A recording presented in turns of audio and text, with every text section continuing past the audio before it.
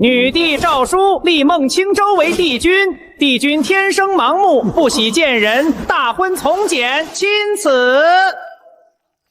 荒谬！一个无背景、无身份、无修为的三无残疾青年，凭什么当帝君？此事若传出去，诸国必定耻笑我大晋无人。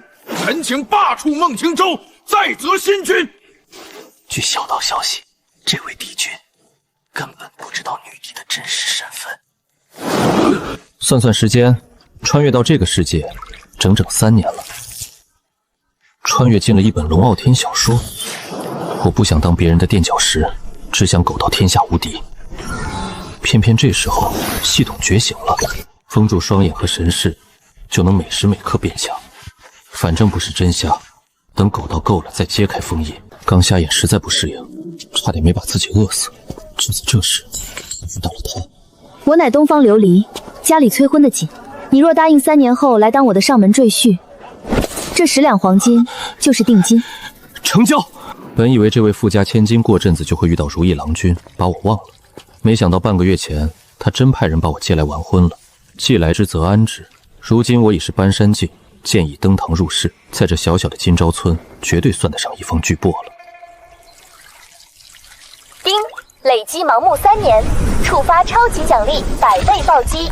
仙级品质时空剑意，剑意可影响时间与空间。仙级，整整3年，头一次出仙级奖励。修至大成，一剑倒流时光，一剑扭曲空间。好强，境界还是搬山境，但实力直接翻了1倍。还好住在世俗凡间，街坊邻居都是普通人，没人会注意到。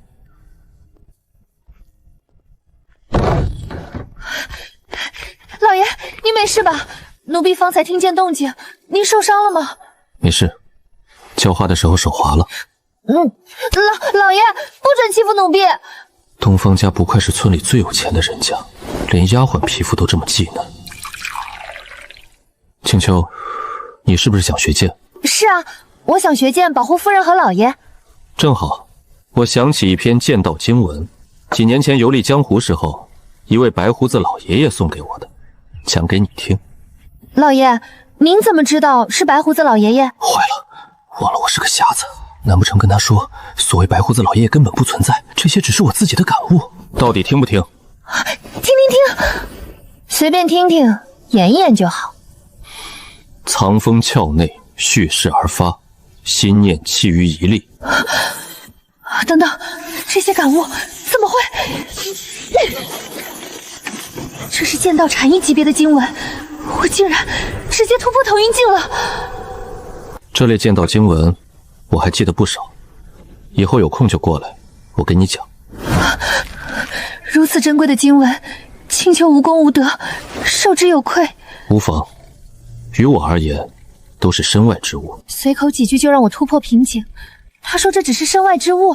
方才那股剑意，连天上的云都撕碎了。帝君果然深不可测。而此刻的孟青州还以为自己住在一个叫金朝村的偏远乡下。好可怕的剑意！若有刺客潜伏，帝君危矣！莫慌，这剑意竟仿佛能跨越光阴斩人。老夫已传音陛下，自有高手前去探明。哼，遇刺才好。一个毫无修为的瞎子残废，何德何能担起我大晋帝君之名？陛下糊涂！若是则本世子为帝君，蜀地20万精锐，随时听候调遣。竟被个瞎子抢了女人，真恨不得亲手宰了他！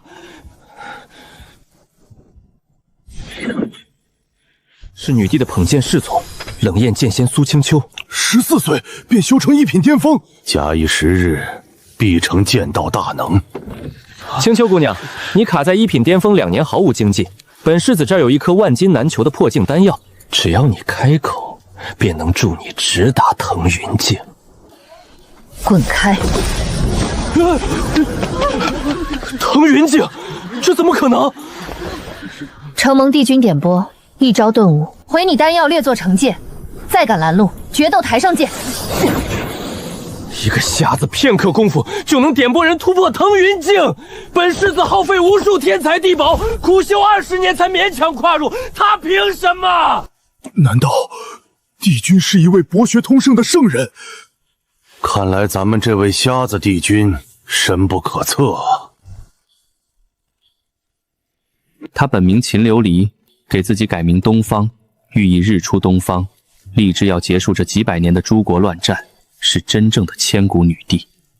这场婚姻不过是他为了堵住朝臣用美男计腐蚀自己的政治交易。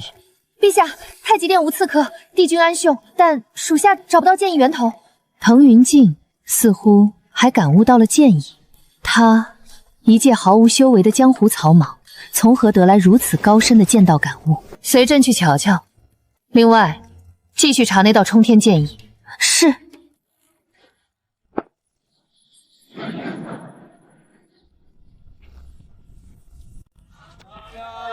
小梦又出门买菜啊？哟，村人江大海，有阵子没见了啊！我还以为你跑哪个犄角旮旯数日子等大限去了呢。哪儿的话，老头子我身子骨硬朗着呢。这可说不准。这大逆不道的东西，老夫真想一巴掌拍死他！你这老家伙的命格很驳杂，看这祖师像天运星下凡，本该是大富大贵、入朝为相，甚至是出世为仙人的命，怎么落魄到在这当个凡人村长了？他竟然算出了老夫当朝首辅的命格。小梦啊，你先把手放下，大街上的拉拉扯扯成何体统？别动！你的命格不对，前途一片黑暗，印堂发黑，隐隐有血光冲天，说明近期有生命危险，而且绝非生老病死，是有人想害你。别对老人家动手动脚的！老村长，我好心提醒你一句，最近几天注意安全，是生是死，且看你是强是弱了。言尽于此，好自为之。堂堂当朝首辅，竟然被捏着鼻子说要死了，爽，太爽了！帝君牛杯，普天之下敢这么咒首辅大人的，您是头一位。村长，哦不，首辅大人，帝君似乎真的会看相啊。他说您的命格该入朝廷当宰相，神了，没有眼睛都能算得这么准。那么说来，帝君说老臣有血光之灾，也是真的了。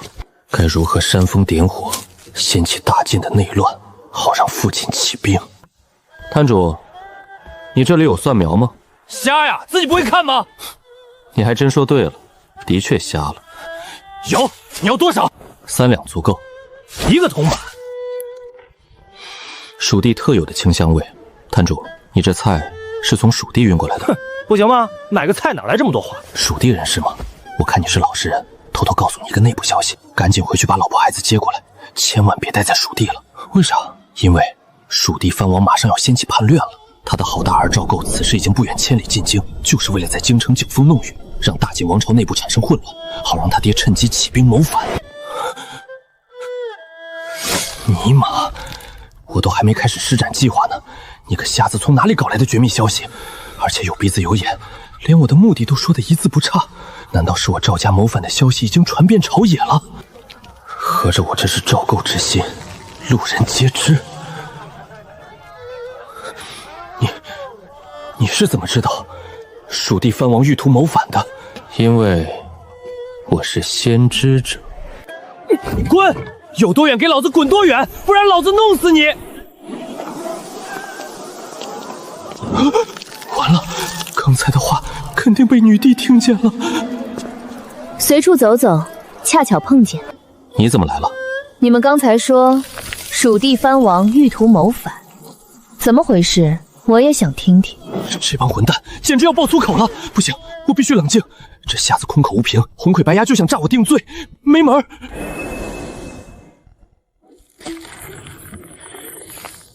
这位夫人误会了，胡言乱语罢了。这位小兄弟说他自己能预知未来，预测蜀地藩王将要怕犯，好心让我赶紧带着一家老小逃离蜀地呢。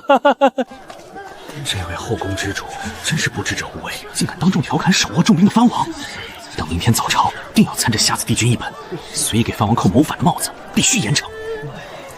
哦，是吗？谁说我胡言乱语了？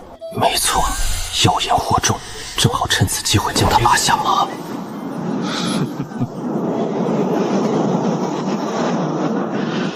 今天我心情不错，就跟你们好好说道说道。污蔑造谣一位功勋卓著的藩王，且不论你究竟是何居心，光是这份罪责，无论是谁都保不下你。只要我推波助澜，让朝臣施压罢免这瞎子，大晋政务必定大乱。到那时，我不仅能完成父王的谋反大业，甚至还能趁虚而入，把这大晋最高贵的女人收入囊中，一箭双雕。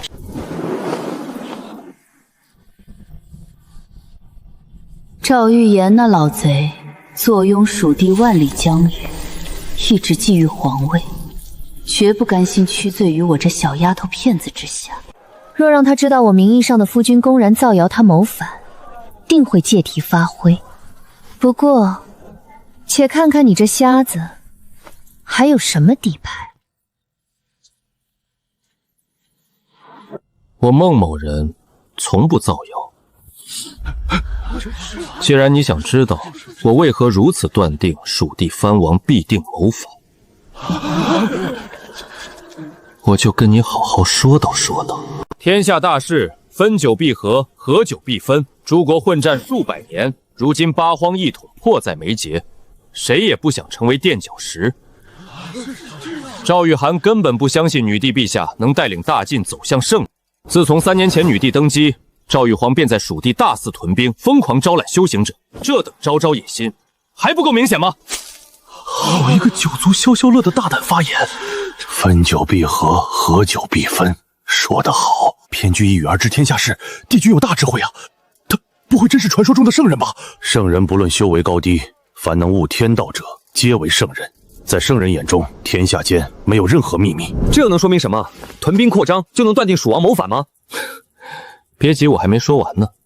蜀王赵玉涵确实没离开蜀地，可他的亲生儿子世子赵构10几天前不是已经悄悄潜入京城了吗？赵构怎么了？赵构此次进京，目的很简单，就是要想方设法破坏大晋内政。他率领的一队顶尖刺客杀手，早已潜伏在这京城之中。赵构才是掀起叛乱的那根导火索。我猜，藩王赵玉皇此刻已经陈兵100万，就等着他这个好大儿给他创造谋反的绝佳时机。什么情况？这绝密计划明明只有我和父王2个人知道，他怎么可能知道的一字不差？连我带了刺客都知道？难道有叛徒？不可能！难道我自己才是叛徒？不会，真被他说中了吧？说到底，你还是没有证据。你一个卖菜的，关你屁事啊！干嘛非追着我要证据？孟青州，我也想知道，你可有证据表明赵构进京是为了协助蜀王反叛？行，既然媳妇儿你也好奇，那我就说说。你特么还真有证据？据我推测，赵构率领的那些杀手，此刻已经悄悄潜入的首朝府江沧海的府邸，他们准备刺杀首府大人。这瓜居然吃到老夫自己头上了！赵构这小兔崽子，竟敢刺杀老夫！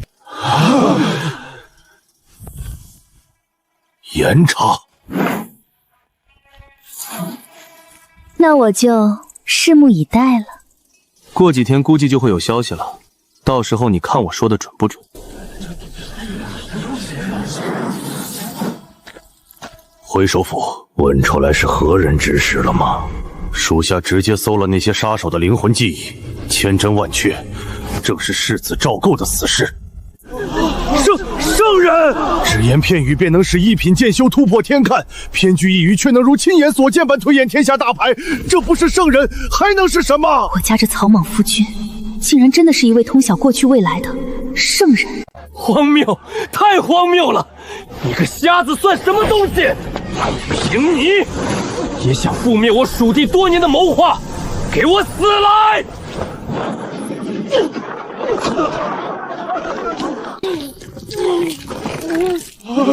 世子彻底完蛋了！女帝的手腕简直比杀神还要狠辣呀！咦，灵力biến动，散得这么快，估计是哪个路过的修士吧。太主，听我一句劝，赶紧携家带口离开蜀地吧。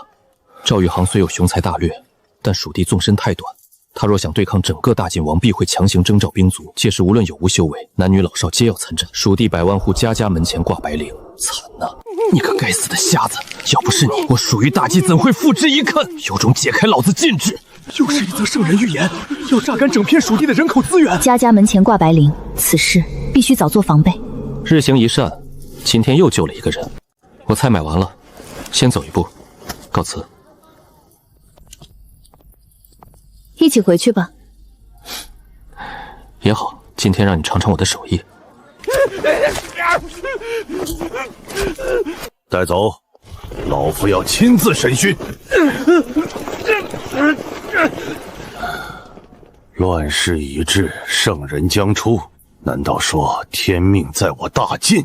不，或许是因为大晋有女帝陛下，才吸引来了这3000年一出的圣人。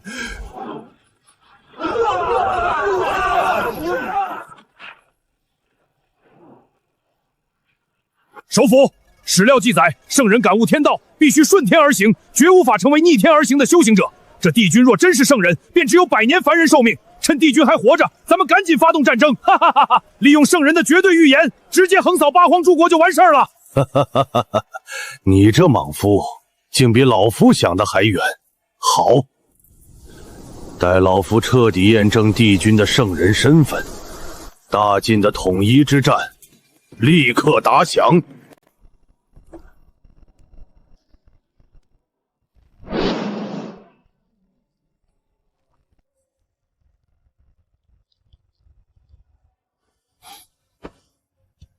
尝尝看。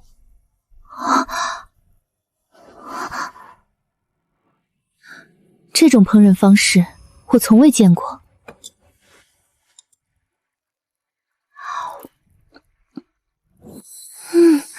好香。味道如何？这个菜叫粉蒸肉，那边是红烧排骨。若以后东方姑娘嘴馋，尽管跟我说。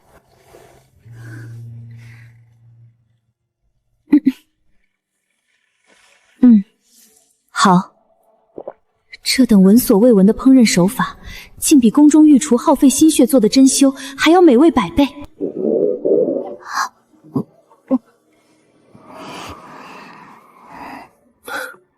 青丘是吧？坐下来一起吃吧。私下里，在我这儿不用在乎那么多规矩。我让你做，你就做，吃吧，别拘束。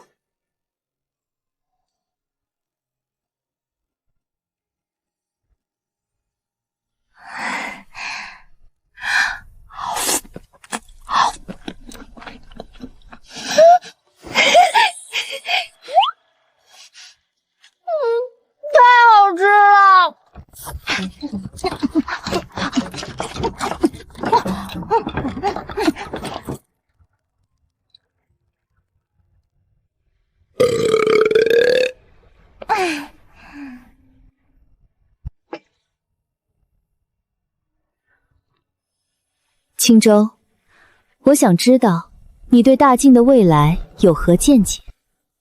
你对当朝皇帝秦琉璃又是何看法？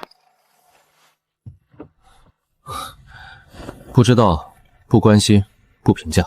去预言大晋的未来趋势，那跟在火坑边上跳踢踏舞有什么区别？苟住才是王道。放心，只是闲聊而已，我保证绝不会往外说半个字。算了，看在你平时照顾我这瞎子的份上，罢了。既然你好奇，和你说说也无妨。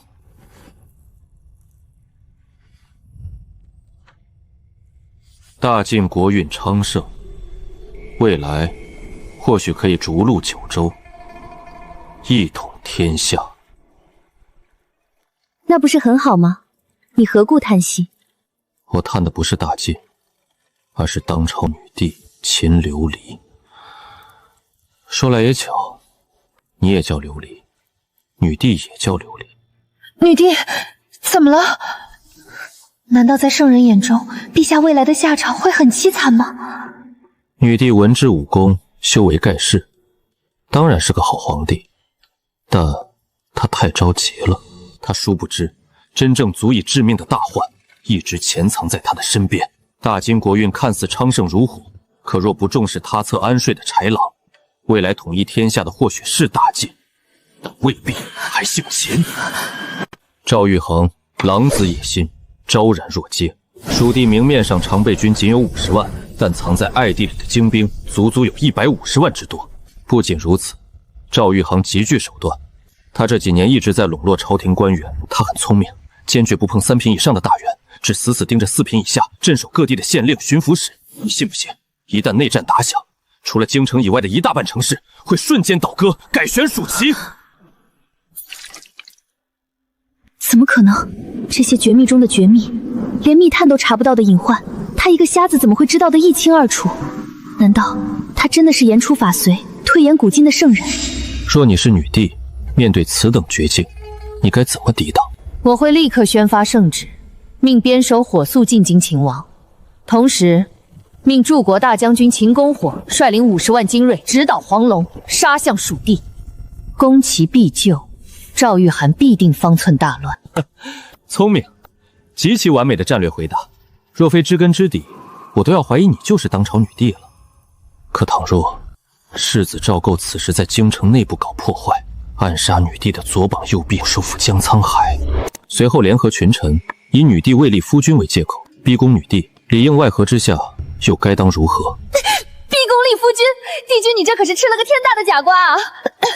那个女帝其实已有良配，并非无主。至于首辅江沧海，他现在极其安全。据说就在不久前，他已经提前发现了潜藏的刺客，并将他们一网打尽了。什么情况？这剧本不对啊！女帝不是注定孤独一生的绝世女反派吗？江沧海怎么可能提前发现刺客？那主角赵构还怎么玩？你没开玩笑吧？没开玩笑啊！这事儿你随便出门找个人打听一下就知道，我何必骗你？别说话，你先别说话，容我好好整理一下思虑。这个世界疯了！这是我出生以来第一次有种被人完全看穿，却又被死死保护的安全感。若没有他的预言，3年，最多3年，大晋江山就要改姓赵了。谢谢。有什么可谢的？我只是满足了你的好奇心罢了。你觉得女帝为人如何？论修行天赋，她年仅21岁便有越妖境修为，古今罕见。论经纬韬略，13岁便率5万大军破楼兰30万。论才华，诗词歌赋样样精通。论相貌，堪称倾国倾城，绝代芳华。毫无疑问，女帝是一个完美无瑕的女人。你不是个瞎子吗？怎么知道女帝长得好看？哼，我也是个正常男人啊，光是听闻女帝的那些传奇事迹，就足以脑补出她的绝世容颜了。就算你是圣人又如何？还不是不知道你口中玩无瑕的女帝，现在就坐在你面前，还是你老婆。那如果现在给你一个机会，让你入女帝的后宫，你觉得如何？不，那还是算了吧。开什么玩笑？去给反派帝当后宫，那不就是跟天命主角龙傲天作对吗？我还想多苟几年呢，惜命懂不懂？叶公好龙。不说这些，女帝如何与我无关。我倒是好奇，既然江沧海府邸的刺客被抓了，那蜀地世子赵构呢？没被一锅端？这剧情不对啊！头顶主角光环的赵构怎么可能出师未捷身先死？是谁在干扰剧情？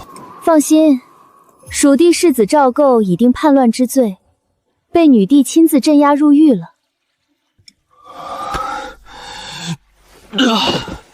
女帝简直愚蠢至极！何出此言？当着女帝的面骂女帝愚蠢，帝族，您是千古第一人。当然愚蠢，眼睁睁放过心腹大患。赵构是谁？蜀王唯一嫡子，孤身入京煽动叛乱，这种九死一生的局，蜀王怎么可能让他用真身犯险？你的意思是，京城狱里的赵构只是一具化身？不错，蜀王必定耗费了无数天才地宝，打造了一具与赵构心意相通的完美化身。除非是越妖境大能将其抽筋1寸探查，否则绝难发现轩尼。蜀王早有图谋，只是我没搞懂，赵构的化身怎么会提前败露？到底是谁在背后搞鬼？那什么，我突然想起还有点急事，先走一步。慢走不送。老爷，奴婢告退。哎，好嘞，没事常来玩哈。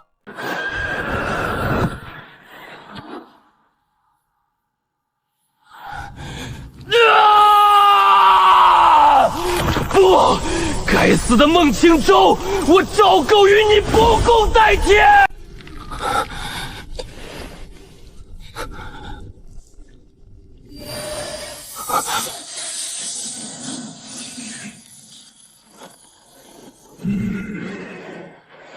何事？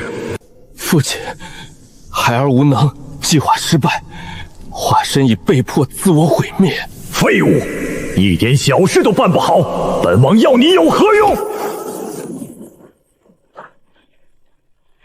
父亲息怒，不能全怪孩儿，只怪那个瞎子帝君孟青州。他仿佛能预知未来，当面精准揭穿我们的所有底牌，才导致化身直接被捕。孟青州，那个半个月前女帝新立的草莽帝君。正是，父亲，此人太过妖异，犹如未卜先知，若放任自流，必成大患。孩儿恳请提前扼杀此人，杀他既能永绝后患，又能引发大晋朝堂动荡，一石二鸟。允了，但你给本王记住，手脚做干净些，杀了他立刻滚回蜀地。在此期间，本王会下令潜伏在各地的郡守县令，在大晋版图上全面点燃战火，给秦留林找点乐子。多谢父亲，孩儿必不如命。五蝶，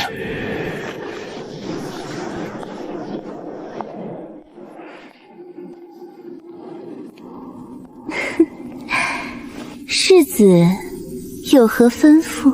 这几天替本世子守关，辛苦了。过来，让本世子瞧瞧，是不是又疯了？奴家一身是毒，比曼陀罗花还要凶险的100倍，就连这头发丝上都附着持骨腐心毒。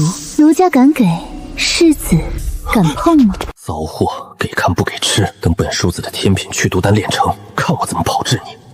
哼，唤你出来是有正事，替本世子去杀一个人，大晋帝君孟青州。杀人可以，但世子殿下能付给奴家什么报酬呢？只要你完成任务，本世子允诺，让你和你弟弟永远团圆。当真？本世子向来说一不二，可惜啊，你那个废物弟弟早就在毒丘里化成血水了，到时候你这妖女还不是任由本世子拿捏？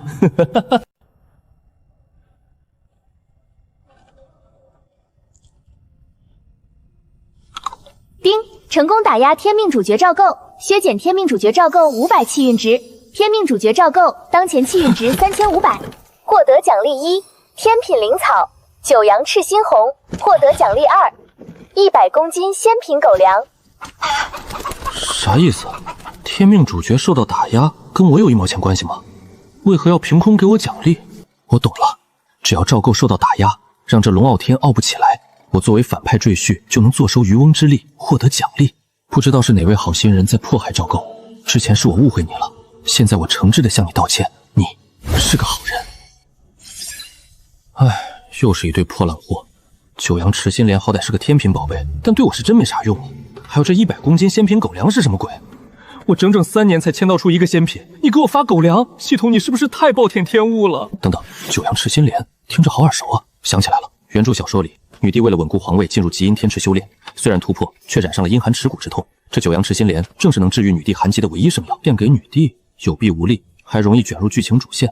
我才不去趟那浑水，不如给自家媳妇儿享用。这玩意儿妙用无穷，琉璃吃了最起码能延寿100年。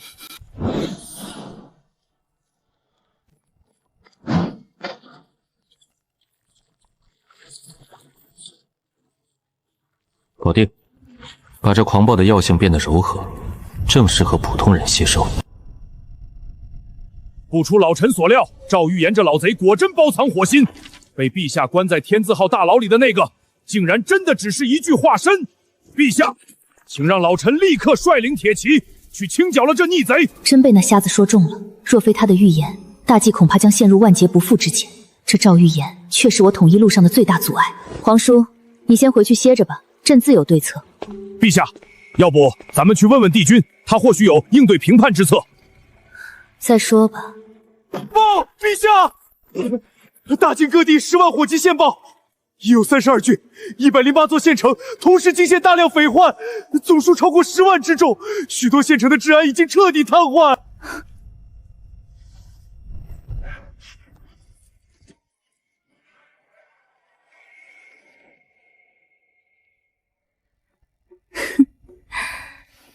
还真被帝君给说中了。赵玉莲果然笼络了全国大半的郡县高官，否则这10万匪患怎么可能在一夜之间突然成型？而且这些匪土绝大多数都是修行者，还直奔各地的武器库和粮仓而去。赵玉莲，是朕小看了你。若非帝君事先警告，朕恐怕真要应验了那句预言：大金国运尚在，但天下不再姓秦。皇叔，老臣在。你亲自走一趟，带兵封锁所有惊现匪劫的城市，彻查7品以上所有官员，拒不配合者直接搜魂，敢有诱通敌叛国者，抄家灭族，绝不姑息。令立刻发布讨贼檄文，昭告天下，就说蜀王赵玉嫣图谋叛乱，刺杀首辅未果，故意掀起匪患，祸乱苍生。陛下，这直接撕破脸，是否过于兴师动众了？赵玉莲就是吃定了朕不敢轻举妄动，才会如此肆无忌惮。朕若不果断一点，狠辣一点，岂非正中了他的下怀？退下吧，朕要去见一见帝君。别看这小小一碗粥，里面可是加了4、5种天品灵草，还有那举世难寻的9阳赤心莲。单论这碗粥的价值，买一座中小型城市都不成问题。坏了，我光顾着熬粥了，我根本不知道琉璃平时住在哪儿啊！才半日不见，夫君就想我了？小样，还敢调戏我？你怕是不知道哥前世可是号称恋爱祖师爷。对付你这种外表凌冷、内心孤独的女人，就得带你坐旋转木马，给你极致的平淡与温馨。回来了，来，趁热喝碗粥，解解乏。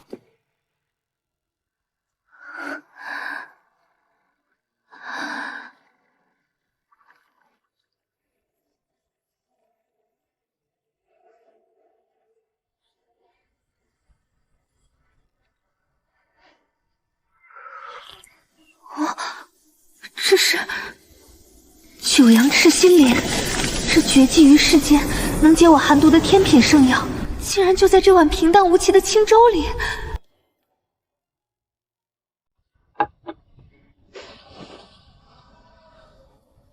好喝吗？这连番的温柔轰炸，竟让我彻底忘记了女帝的身份，忘记了最引以为傲的驭人之术。这是我第一次有了回家的温馨感，第一次有人替我排解万难，也是第一次有人这样轻柔地替我擦拭嘴角。原来这个瞎子竟生了这样一副好福囊，宽肩虎背，虽长挺拔，面如冠玉，这儒雅随和的气质，怎么看怎么顺眼。还行。拿下！这一局是我赢了。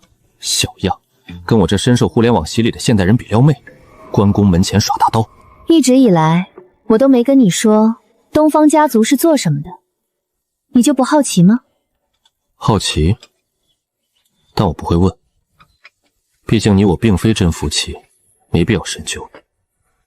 告诉你也无妨，东方家族历代都是大晋朝臣，而我则是当今女帝陛下面前的一名净身女官。若我要你为陛下效力，你可愿意？不愿意。为何？好男儿志在四方，能为陛下效力，难道不应该是全天下每个男人梦寐以求的差事吗？我性格散漫，受不了朝堂的约束，不是那块料。任凭你舌破莲花，反正老子绝不干。去给反派女帝打工，那不就是变相给龙傲天主角当踏脚石？想都别想！干嘛？朕是吃人的豺狼虎豹吗？好好好，你不干是吧？朕有的是法子让你干。随你，我先走了。什么狗屁赵玉涵，朕今日非要任性这一回不可。啥情况？弄巧成拙了？唉，看来我还是不适合玩霸道总裁爱上我这一套。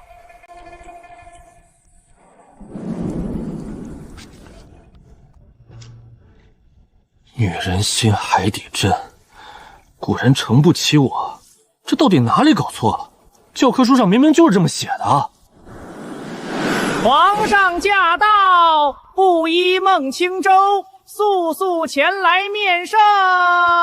皇上，肯定是我没睡醒，幻听了。布衣孟青州，速速前来面圣。我操，真不是幻听，这他妈什么情况？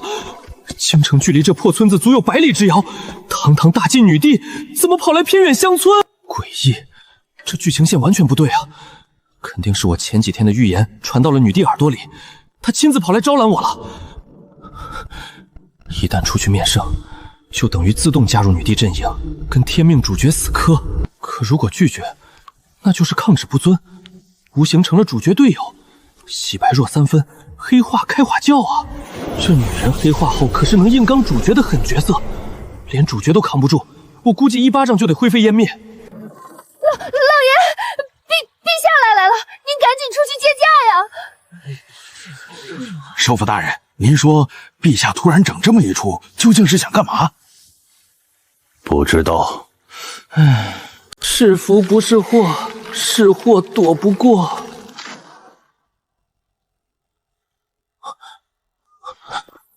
草民孟青州拜见陛下。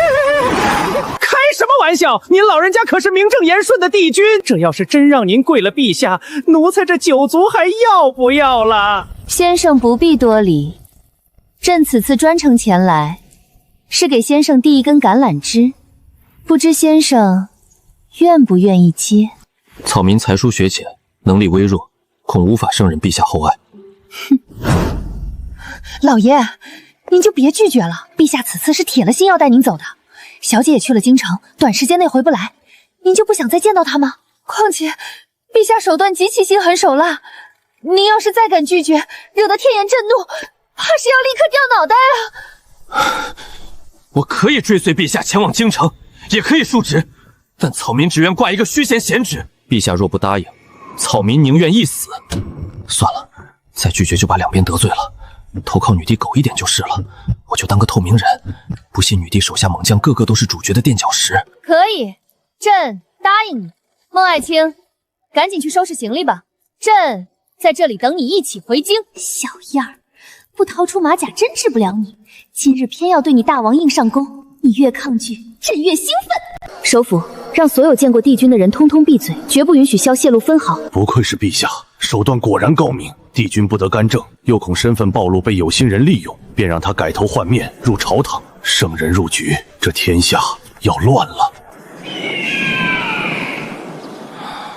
不愧是汇聚大晋最高权力的至高正殿，连这空气中都弥漫着金钱和奢马的味道啊！这瞎子想象力还挺丰富。老爷啊，哪有什么金钱的味道？咱们这明明就是绕了京城一大圈，又飞回皇宫了。唯一不同的就是这次降落的是金銮殿，不是金昭村。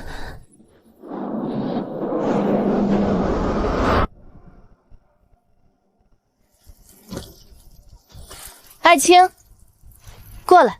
陛下，爱卿，朕命你从即刻起改名换姓，在京城你就叫孟琴，可听明白了？为何要改名？臣的真名见不得人吗？不行就是不行，哪来那么多为什么？什么鬼？凭什么要隐姓埋名？还有，女帝刚才那语气，怎么听着还带点撒娇的意味？乱套了，这剧情彻底乱套了。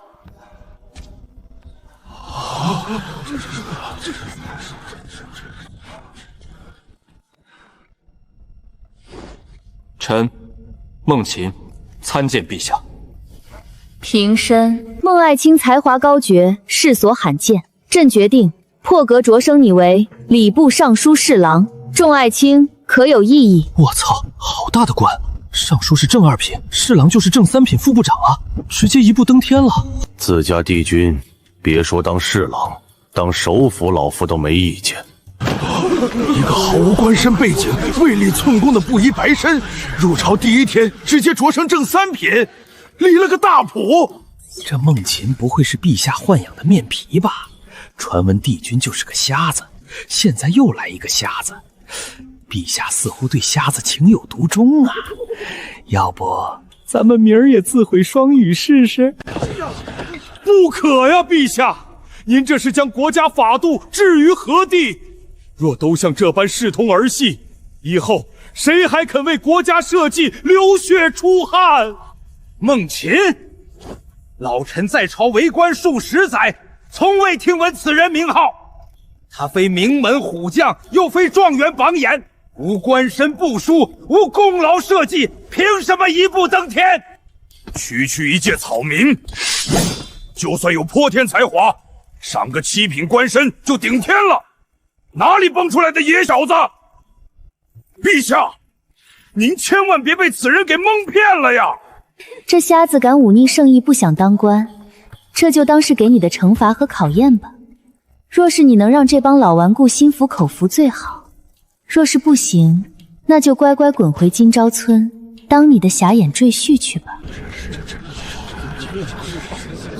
老子本来就不想掺和这破庙堂，看在女帝面子上才勉强来当官，我都还没发火呢，你们这群跳梁小丑反倒先嫌弃上我了。我本是一介布衣，幸得陛下垂青不惜千里迢迢招揽。我原以为能站在这金銮殿上的上清国公们，个个都是人中龙凤，国之栋梁，不曾想，竟全是些恃才傲物、心胸狭隘的鼠目寸绾之辈！狂妄放肆！哼，好大的口气！你有什么真本事，拿出来让本王瞧瞧。若只是顾名钓誉之徒，休怪本王在这大殿之上亲手斩了你！敢问你是何人？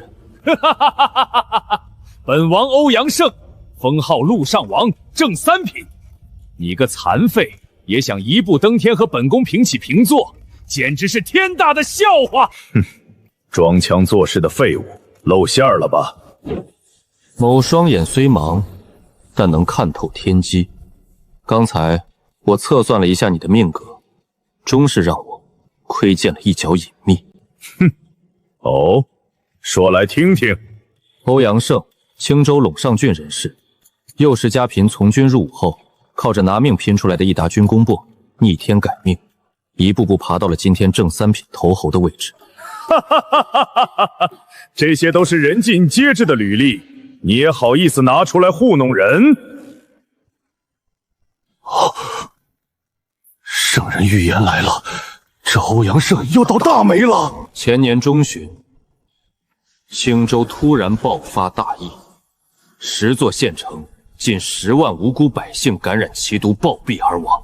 这桩惊天惨案，最终因为找不到源头，成了无头公案。而事实的真相却是，陆上王欧阳胜为了突破搬山境的修炼瓶颈，不惜修炼邪魔禁忌之法，活生生祭祀毒杀了那10万百姓，泯灭人性，罪不容赦！你敢在这金銮殿上污蔑本王，信不信本王现在就活劈了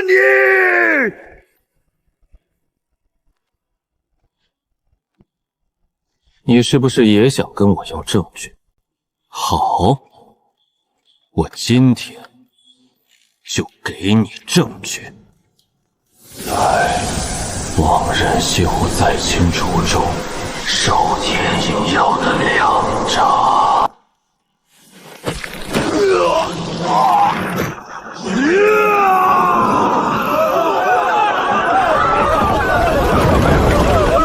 这是失传的古老幻魔咒语，陆上王他竟然真的堕入魔道了！礼部侍郎没有胡说，欧阳胜这乱臣贼子，真的是2年前庆州10万枯骨的罪魁祸首。10万活生生的人口啊！说献祭就献祭了，何等歹毒！御林军听令，将这魔物拖下去，凌迟处死，用他的血肉祭奠青州冤死的10万亡魂。爱卿，继续吧。不愧是女帝，懂我。之前质疑我的人都站出来排好队，我今天心情好，挨个给你们测算一下命格，向你们一一展示。这哪是测命格啊，这分明是九族消消乐的点名课啊！谁特么敢站出去？动起来！陛下，臣冤枉啊！梦琴小儿血口喷人，请陛下严查啊！谁能想到啊，这个梦琴居然能窥探天机？女帝是想速朝朝政，请来了一柄屠龙宝刀吗？俗话说得好，莫当出头鸟。老夫活了半辈子，竟忘了这么简单一个道理。别太悲观，怎么可能有人能窥探天机？况且我刚才探查了一下这个孟沁，根本毫无灵力变动，就是个凡人。依我之见，这不过是女帝想扶持孟沁上位，又没有好的理由说服咱们，就故意推陇山王出来当替死鬼罢了。这都是帝王心术，诸位不必担忧。是这个道理。可惜了陇上王，不到40岁就成了替罪羊。你啊，算了，事情不大，换下一个吧。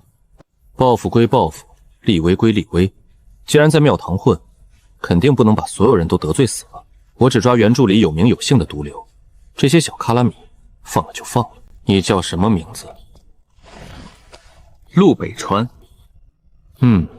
陆北川，3年前的科举探花，科举舞弊。你爹变卖了所有家产，购买了一柄天品灵刀，贿赂了当时的主考官。但你可能不知道，你那个蠢爹担心主考官不知道是谁送的礼，就在天品灵刀的刀柄处镌刻了你的名字。完了，这种绝密，他怎么会知道？若非要做给天下人看，朕都想提一把大砍刀站在这瞎子旁边，他点一个，朕砍一个。御林军，拿下彻查，情况属实的话，论罪重处。不行，我是全家的希望，我不能有事儿啊！陛下要饶命啊！下一个。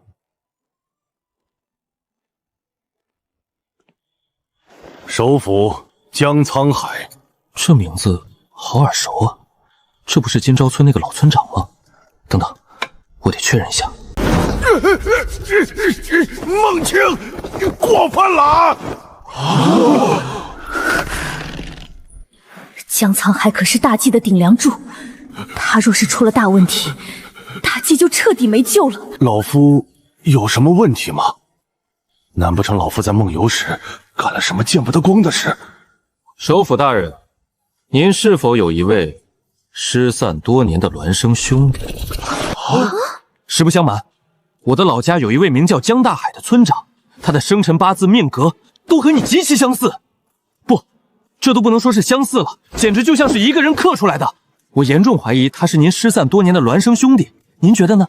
搞半天你说这个，当然相似了，因为村上江大海就是老夫扮演的呀！你都替我摸骨看病2次了，那个确有其事。你说的江大海我知道，他是老陈的亲哥哥。还真有个说剧情里怎么没写，狗作者又偷懒了。委屈首府了。听见没？首府大人真有个哥哥在乡下，赶紧派人去查查那江大海在哪儿，咱们也好去送点礼，走夫人路线，不，走哥哥路线啊！老夫一世英名，这青玉彻底被这丫头毁了。臣冤枉啊！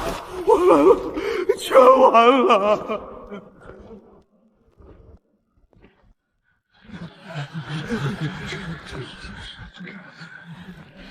孟青州，你果然没让朕失望，这把刀甚是好用。吾本退朝。恭送陛下。恭喜孟青高升，以后在朝堂上还望多多帮扶，多多照顾啊！孟侍郎悠着点，这台阶高，您眼不方便，千万小心脚下。承蒙诸位厚爱，实在抱歉，在下家中还有妻子等候，怕他着急，先行告辞了。孟青，你在京城尚无居所，不如随朕一同回宫暂住一段时日，如何？陛下带一个瞎子男臣回后宫暂住，这合乎礼法吗？这不妥吧？有何不妥？在这大晋，还没人敢乱嚼朕的舌根子。微臣家中确有妻子等候，若回家晚了，怕他担心。朕倒有些好奇，你很喜欢你的妻子吗？都有吧。具体说说看。特么的，你是不是有什么毛病？非逼我放大招是吧？行。服饰万千，无碍有3：一为日，2为月，3为清。日为朝，月为暮，清为朝朝暮暮。还有吗？晓看天色，暮看云，行也思亲，坐也思亲。继续。初见乍惊欢，久处亦怦然。朕明白了，你可以回去了。言辞朴素却句句直戳人心，不需要华丽的辞藻对妻，孟侍郎当真大才。没想到侍郎与令夫人竟有此等真情，择日下官定设宴赔罪。坏了，现代土味情话对他们来说太超前了。告辞。这大半夜的上哪儿找客栈去？看来今晚得找个破庙对付一宿了。刚才在玉辇上听到的那些话，天哪，太震撼了。咦，你怎么来了？等你。原来是收到我被封官的消息，特地在这里等我。回家吧。他在用脚步声给我引路，告诉我哪里有障碍，哪里畅通无阻。话说，自从我入赘以来，还没见过伯父伯母，我是不是该去拜见一下？无父无母，东方家族只有我和一位族叔。完了，踩雷了！我果然不适合撩妹，只配说土味情话。在京城这种寸土寸金的地方，能有这么大套宅子，看来东方家族确实厉害。去，瞎叫唤什么？没看见男主人回家了吗？一点眼力劲儿都没有的孽畜！那可是大晋的镇国神兽啊！老爷，你一脚给踹飞了！老子可是镇国神兽，这个死瞎子竟然真的把我当成一条土狗给踹了！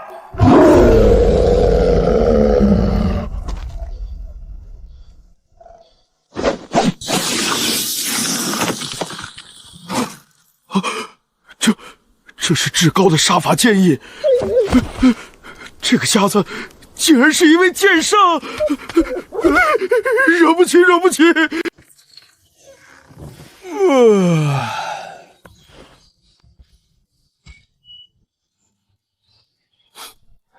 看来媳妇儿还没醒。放肆！吾乃大晋镇国神兽，寿元30万载，拯救过万民于水火。你个瞎子，竟敢拿狗链穿本神君，信不信我咬死你？老实点啊，别乱跑。算了，本神君大人有大量，暂且饶你一命。既然闲着也是闲着，搞绿化。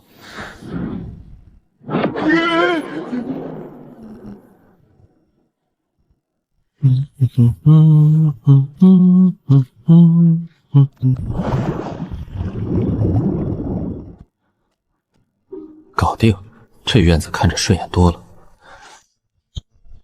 做早饭去。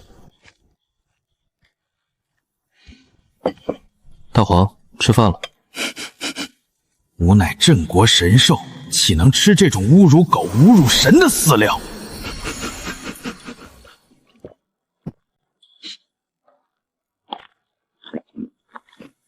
这狗粮竟然蕴含万种灵兽血脉，甚至还掺杂了一丝真正的神兽血肉，太好吃了！什么神兽的威严，在极品狗粮面前连个屁都不算。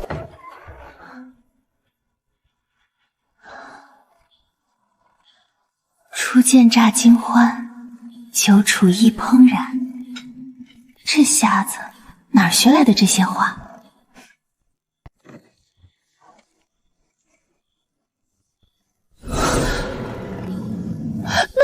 那是九阳赤心莲、幽黄草、进贡佛手花，还有道心树的树苗。我不是在做梦吧？这个男人到底还藏着多少秘密？我堂堂女帝，竟然越来越看不透他了。神君，晚上再吃，要控制食量，明白吗？长太胖了不好看。这真的是咱们大晋威震八荒的镇国神兽？老爷，您怎么能喂他吃这种低贱的饲料呢？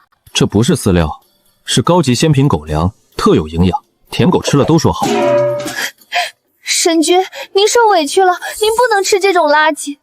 这是皇家牧场专门为您饲养的顶级异兽肉，您快尝尝。呸！什么垃圾货色！你看那瞎子手里狗粮的9牛1毛都比不上。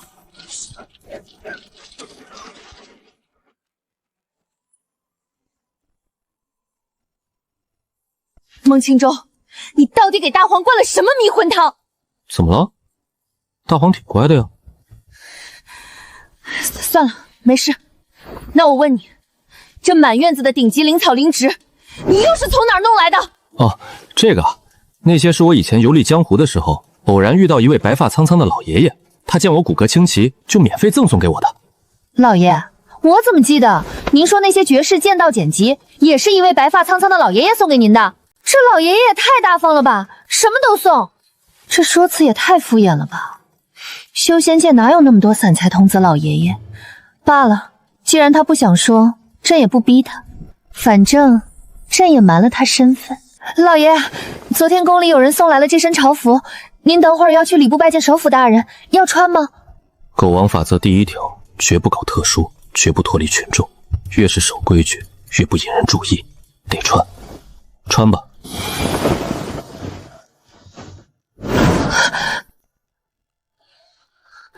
要不我自己吧？不，奴婢能行。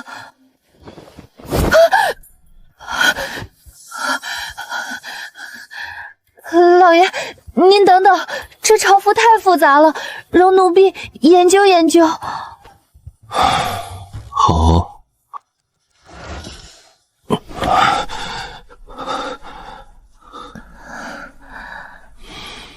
走吧，去礼部拜见咱们的顶头上司首辅大人。是，老爷。听说了吗？女帝陛下原来有特殊癖好，她偏爱瞎子。真的假的？昨天在金銮殿上，女帝硬是提拔了一个毫无修为的瞎子当正三品侍郎。那瞎子可了不得，当场算出天机，第一天上任就活剐了一位王侯。天哪！那宫里那位正牌的帝君也是个瞎子，他能乐意吗？他敢不乐意？陛下是一国之君，多收个瞎子宠臣怎么了？帝君一个残废，敢放半个屁？这群蠢货，从到尾新晋宠臣和帝君都是我家老爷一个人啊！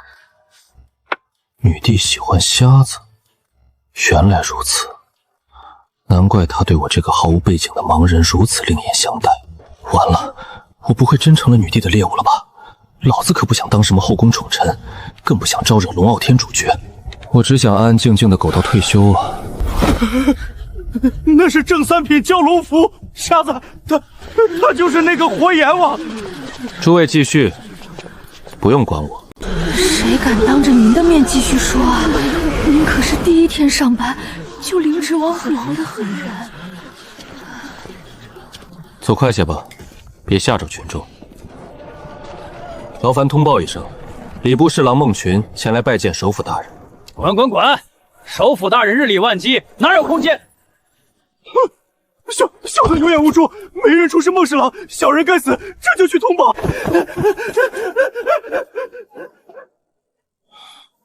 我有那么吓人吗？怎么人人见了我都跟见了鬼似的？老爷，您第一天当官就当场凌迟了一位正三品王侯啊！就这，东方小姐昨天听了都没什么反应，我还以为在大典这种事很常见呢。废话，因为那是女帝陛下，死个王侯算什么？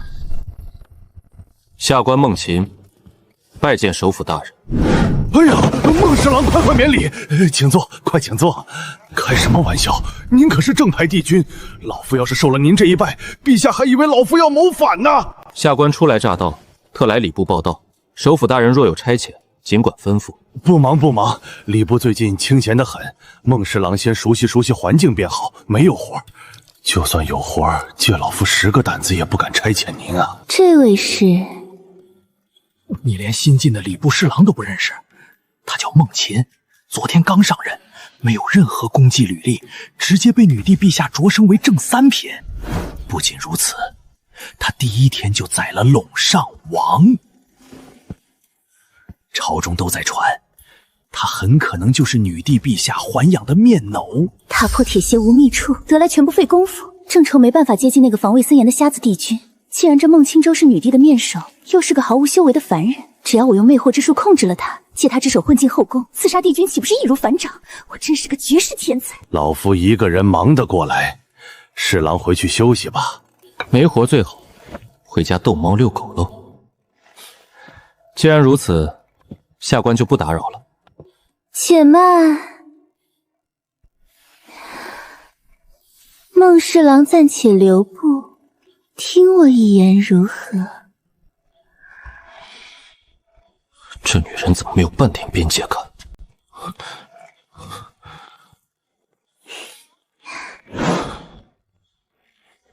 请问阁下是？小女子雨蝶，6品小官，在礼部担任长司之职。当众勾搭当朝帝君，这女人是不是活腻了？想拿脖子试试陛下的刀锋不锋利？先主动肢体接触，撩拨心泄，然后突然拉开距离，制造落差感，这是海王的惯用手段啊！这女人是个极其擅长玩弄人心的顶级绿茶。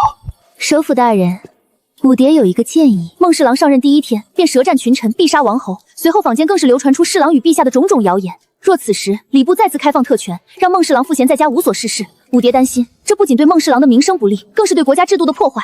所以呢，你想怎么做？首辅刚才不是交给了属下一个任务吗？我想和侍郎大人一起完成。如此一则来，以后若再有人敢说闲话，认为侍郎大人没有真才实学，咱们便可以用此事狠狠堵住他们。王冕说辞，每一句话都在为我着想，实际上却是在一步步实现他自己的目的。这妖女段位极高。行，依你所言，你和武蝶一起操办陛下即将到来的生辰宴。孟侍郎，没问题吧？没问题。计划第一步完成。只要创造出两人独处的环境，凭我的魅惑之术，这瞎子还不是任我摆布？侍郎大人，距离女帝生辰宴已不足7天，我觉得咱们应该找一处僻静且无人打扰的地方，仔细探一盘细节。您觉得呢？这丫鬟不仅修为不低，还像个护食的母鸡一样寸步不离，必须把她支开才好下手。骚蹄子，敢对帝君用魅惑之术？若非陛下严令禁止暴露修为，我现在就一剑斩了你这狗胆包天的东西！这位妹妹，好大的脾气。工作固然要紧，可现在是午饭时间，天大的事儿也得等我吃饱喝足、休息好了再说。那正好呀，初到京城，还没个落脚的地方呢，不知能否有幸尝尝侍郎大人的手艺？不行，侍郎家中已有妻室，请你自重。只是蹭口饭而已，我又不图别的。这位丫鬟，你在瞎想什么？行了，我是个倒插门入赘的赘婿，在家中本就没什么话语权，你可以先跟过来。但若是我媳妇大人怪罪，还请武蝶姑娘自行离去。堂堂正三品尚书侍郎，第一天就敢活剐王侯的绝世狠人，竟然是个吃软饭的赘婿。没问题。发生什么事了？这么热闹？是弄上王欧阳胜正在菜市场门口凌迟处死呢。这都过去整整1天了，还没结束。侍郎大人有所不知，大晋律法极严，凌迟处死需要整整3天3夜。刽子手每割下一片薄如蝉翼的血肉，就要在伤口处撒上一把粗盐，等待10分钟后再割第2刀，如此反复，直到第3天深夜子时，方可结束犯人的生命。这他妈简直是求生不得，求死不能啊！以后必须把女帝当祖宗一样供着。青丘，走吧，坑杀10万无辜百姓，他欧阳胜今日下场罪有应得。冰冷的剑意，绝世女仙青丘，难道她是名满天下的冷艳剑仙苏青丘？她不是女帝秦琉璃的贴身近侍吗？怎么会给一个毫无修为的瞎子当丫鬟？这到底是怎么回事？回来啦，赶紧洗手吃饭吧。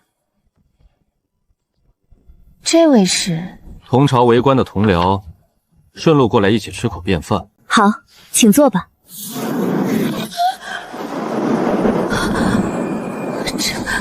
这里，你弟！这里有通神大阵的波动，还有那条狗，绝对是镇国神兽。这里根本不是什么普通的秦府，是大晋皇族的祖地啊！这瞎子口中的贤惠媳妇，竟然是当朝女帝秦琉璃！完了完了，我竟然撞破了女帝在宫外隐瞒身份养小白脸的惊天秘密！这种皇家丑闻，她还不立刻将我杀人灭口？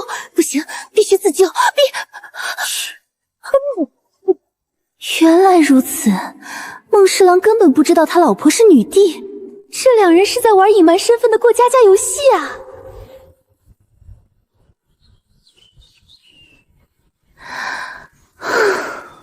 难怪女帝很少回后宫，原来是在宫外金屋藏枪。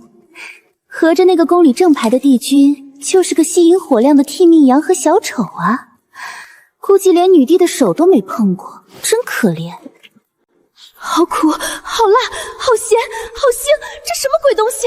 难道女帝看穿了我是刺客，故意在这菜里下了剧毒，摆下鸿门宴要暗害我？很难吃吗？非常难吃。我感觉还行，很美味，简直是人间绝味。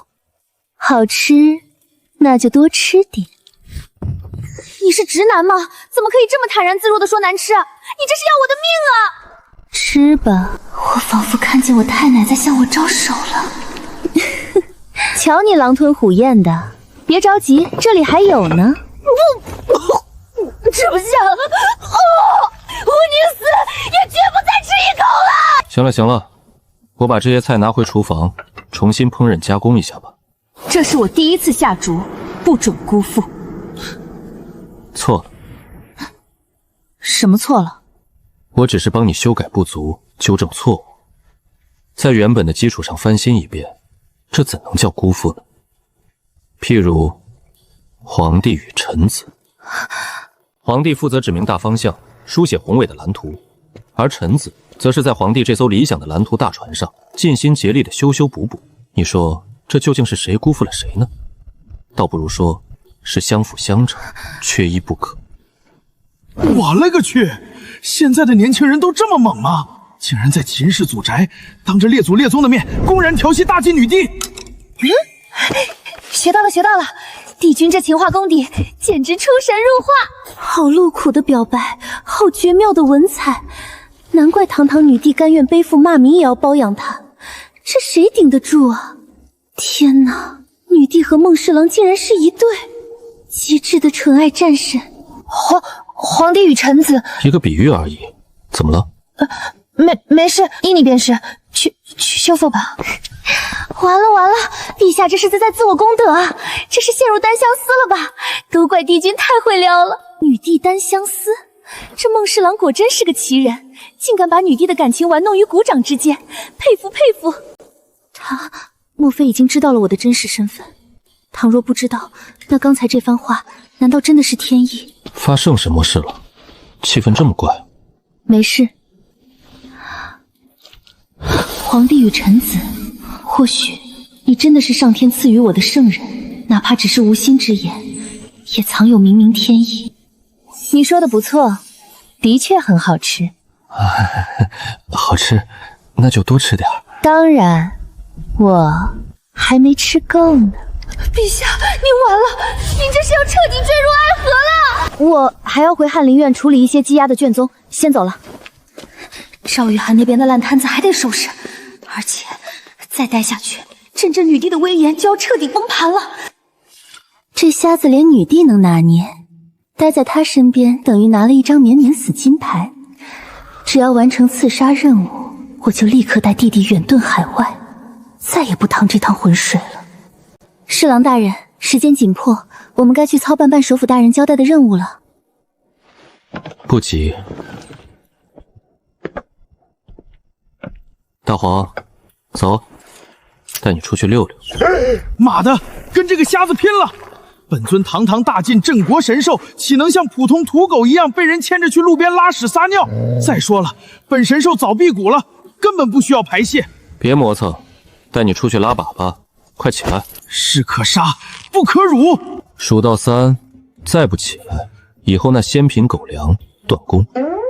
爹，玩归闹光，别拿狗粮开玩笑。走，本神君今天就体验一下当反狗的乐趣。这才乖嘛，走着。想不通，真的想不通啊！那可是身负饕餮和不死火凤血脉，曾陪开国皇帝杀遍天下的大晋图腾啊！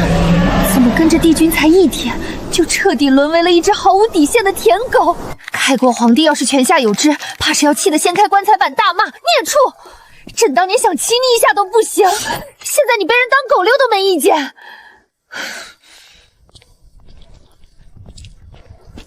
传说大晋王朝有一头镇国神兽，曾犯下大错境界被斩，但殊死爆发亦能与月妖精大能一战。后来大晋强盛，那神兽便归隐在了秦氏皇族的祖宅中镇守。这瞎子牵着的狗，难道是大晋镇国神兽？真的是离谱，太离谱了！这瞎子到底是什么怪物？老婆是女帝，丫鬟是冷艳剑仙，连溜的狗都是镇国神兽。说他是个毫无修为背景的凡人，打死我也不信啊！没事吧？没事，侍郎大人。不当人子啊！真如孟帝君预言的那样，大晋一半的州郡官员都反了。若非有圣帝君坐镇指点，大晋危矣。老夫得去拜访一下帝君，讨教下一步的评判良貌。听说了吗？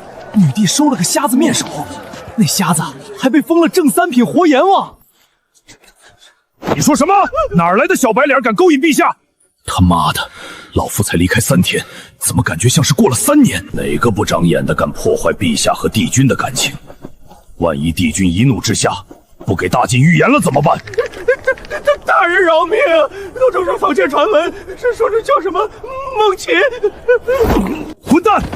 以后再让老夫听见你恶意揣度圣上，小心你的脑袋！女帝偏爱瞎子，那个孟乾还会窥探天机，难道这分明就是个高配版的算命先生在跟帝君争宠吗？不行，老夫绝不允许任何人破坏帝君和陛下的感情，今天必须替帝君出头。青州，大黄，赶紧的，溜了半天了，还没找好风水宝地吗？快点解决！罢了，反正没有熟人，苏青秋这丫头过几天就忘了。至于这个女刺客，找个机会吞了就行。这瞎子也不知道本神行的身份。青州，完了，彻底完了！老夫的一世英名毁于一旦。耀日，你何等惊世骇俗的场景！堂堂大晋图腾与开国皇帝并肩作战的耀日神灵，竟然像条普通野狗一样蹲在路边自述。世界末日要来了吗？多年老以前，在你看见我这等黑历史的这一刻，彻底有灭了！滚出吧，烽火君！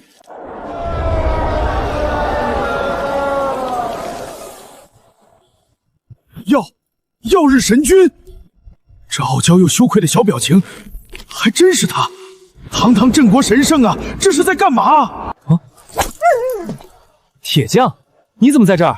你不是在金朝村吗？怎么跑到京城来了？忘了这茬了。老夫在金朝村客串的是打铁铺的秦三火。老夫来京城看望个亲戚。他乡遇故知啊！走走走，今天我请你喝酒，咱们不醉不归。哈哈哈。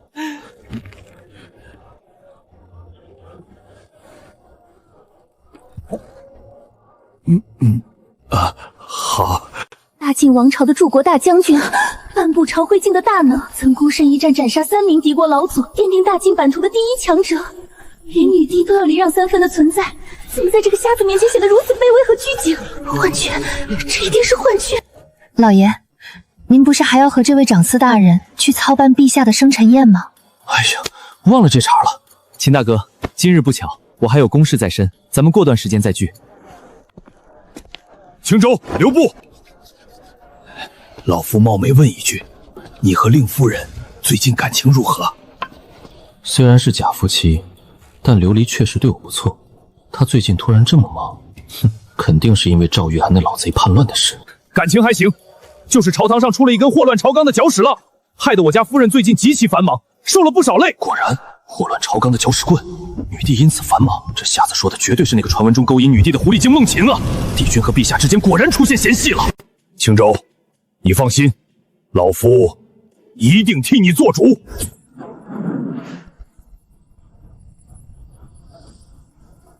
铁匠这是啥意思？替我做什么主？奴婢不知。丁，成功打压天命主角赵构，削减天命主角赵构8气运值。天命主角赵构，当前气运值2700。获得奖励1，仙级极品功法一气化三清。获得奖励2，10年经验值。又打压了，这次居然直接干掉了800点，到底是哪位活菩萨在疯狂输出男主啊？奖励还是仙级极品功法，道祖的绝学啊！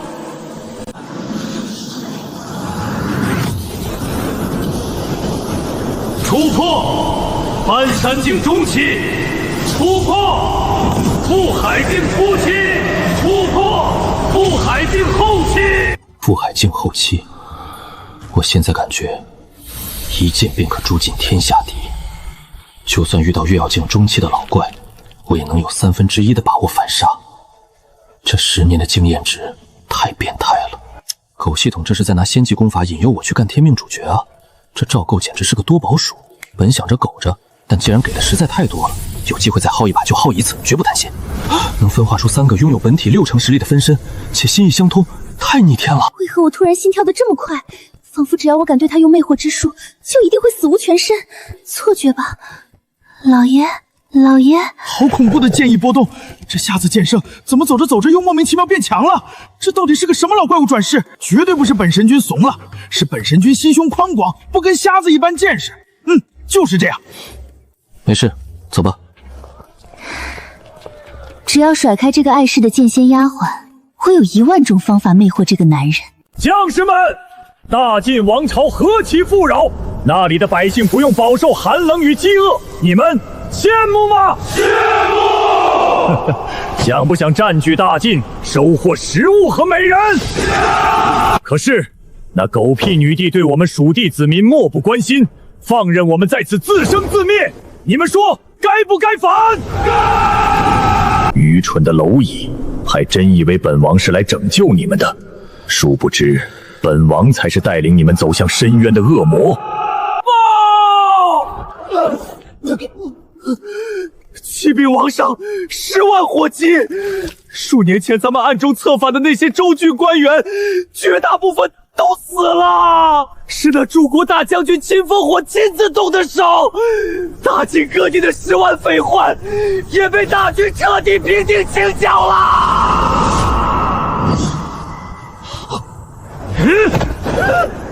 什么？这不可能！女帝反应再快，也不可能在真相未明之前，就敢冒着天下大乱的风险，如此大肆屠杀官员。属下亲眼所见，秦烽火一刀就砍了州官的脑袋啊！废物！你知不知道，女帝为何会突然派遣秦烽火，精准地清除了我策反的所有官员？什么？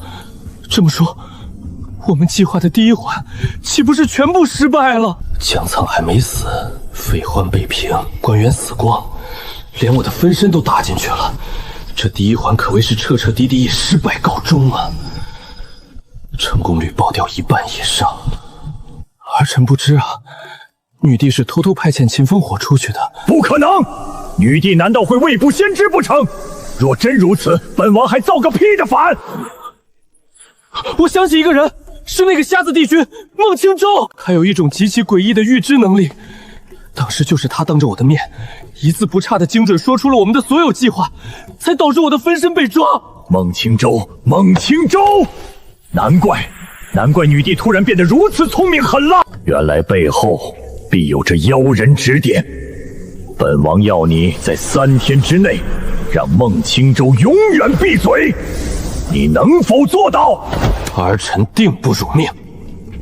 筹谋多年，竟被一个突然蹦出来的瞎子全盘掀翻。不过武蝶可是半步搬山境的顶级杀手，擅长魅惑和伪装，刺杀区区一介凡人瞎子，还不是手到擒先来？况且他弟弟还在我手里，绝不敢叛变。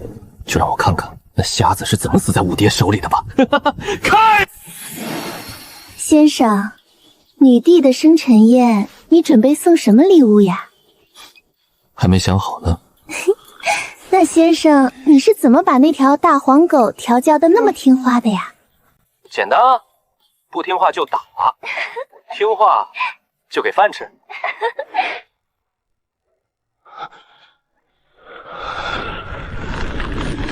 我操你大爷的！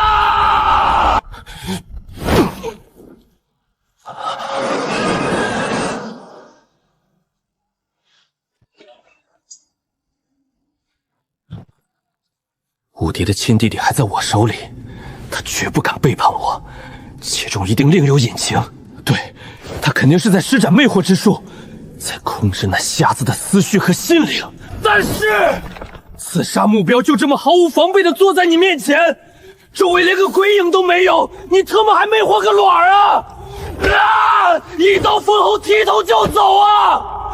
你到底在干什么？先生，您觉得女帝的生辰宴该如何布置呢？简单，不就是公司团建吗？先昭告天下，寓意普天同庆，然后把各行各业有头有脸的大人物都请来聚个餐，吃完饭再整点小节目，所有人排队送礼，最后比武大会，诗文歌赋跳舞唱戏通通来一遍，齐活。到时候早就准备好的详细方案，你照着上面的布置就行了。其实这是我刚才用傅海静的神念，在一瞬间偷偷窃录的。傅海静修士一念100万字，弄个团建方案简直是降维打击。先生大才，邀请函采用留白玉铁，雕刻凤凰浴火，光耀9州。这寓意女帝陛下注定一统河山，简直把陛下的尊贵彰显到了极致。这吃饭的安排也极其巧妙，分为3、6、9等，非实力超群或地位显赫者不能入席。还有那比武大会列出排名，抽签1对1，前10年赐予重赏，精妙，太精妙了！真是媚眼抛给瞎子看。这人怎么跟个木头一样？此人心智竟坚硬如铁。我刚才偷偷用神念试探，竟然连他情绪的一根丝线都掰不动。寻常修士，哪怕境界比我高，我都能轻松将他的情绪玩弄于股掌之间。可刚才，我仿佛一头撞在了一根冰铁神柱上，反倒把我自己的神识震伤了。出现这种情况只有2种可能，要么他隐藏了修为，至少是搬山境巅峰的老怪，要么他经历了无数沧海桑田的磨砺，心智早已化为顽石。可他明明没有丝毫修为变动啊，他究竟经历了什么，才磨练出这般钢铁心灵？这个男人简直深不可测。你叫雨蝶，对吧？是的，先生。刚才有一瞬间，我的情绪被人用外力波动了一下，幸好施法者境界不高。这小说里根本没有雨蝶这号人物，倒是有个赵胄派来的杀手女配，名叫武蝶，且让我试她一试。你觉得世子赵构此人如何？一个心高气傲的二世祖，仗着有个好爹，欺男霸女，无恶不作，简直是活着浪费空气的蛆虫，杂碎！赵构此人，连先生的一根毫毛都比不上，更别说先生相貌俊朗，那赵构丑的就像只癞蛤蟆。确认了，这么强烈的恨意，绝对是杀手武蝶无疑。不过赵构这孙子是不是有病？我俩无冤无仇，他派个杀手潜伏在我身边干嘛？算了，懒得想。只是这武蝶也是个可怜人，他那相依为命的亲弟弟早就死了，他却还被蒙在鼓里，傻乎乎的替仇人卖命。贱人，监牢，替我杀了这对狗男女！包括武蝶。对，这个贱人追随本世子5、6年，连手都不让我碰。每次见我都暗中运毒功，防贼一样防着我。现在倒好，对着一个瞎子倒贴，恨不得立刻把自己洗干净，送上人家的床。不知廉耻！不！杀了那个叫孟乾的瞎子，把武蝶的修为给我彻底废掉，然后活捉回来。我要让他知道，背叛本世子的代价是生不如死。好，等等，我派武蝶去杀的是帝君君莫错，这光幕里的是女帝刚封的侍郎孟乾，武蝶该不会还没认出他就是孟庆州吧？算了，不管了。反正我只是缠着这妖女的身子，软的不行就来硬的。等她被废了修为抓回来，看她还怎么清高。赵构暴跳如雷，遭受极其严重的精神打击，已失去理智。天命主角气运值减弱100，当前气运值2300，获得奖励天级极品功法周公梦蝶。嚯，又爆装备了！到底是哪位活神仙带着龙傲天主角连续疯狂输出啊？这打压效率也太高了！周公梦蝶，精神一道的法门，对我这种主修剑道的人来说用处不大呀。不过，这功法倒是和眼前这位专精神控制的女刺客极其契合呀。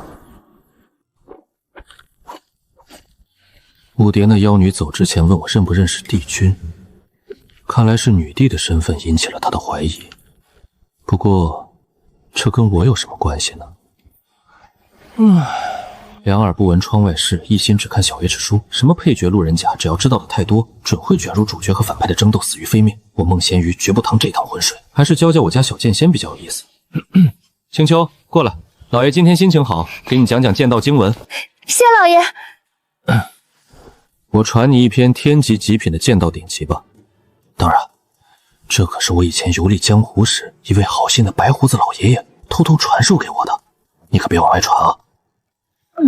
什么白胡子老爷爷？真以为我是傻子呢？老爷您可是能看透天机的圣人，知晓天下功法，岂不是易如反掌？还在这装神弄鬼？呸！装模作样！什么狗屁白胡子老爷爷！你自己明明就是个瞎子剑圣，还有女帝那丫头，堂堂95之尊在这装贤惠小媳妇。这俩夫妻一个比一个能演，本神君看着都替你们累得慌。可惜本神君昔年杀戮太重，如今口不能言，否则定要当众揭穿你们这对雌雄双骗。回来了，青丘，去把饭菜热一热，顺便把我下午准备好的银耳莲子汤端上来。是老爷。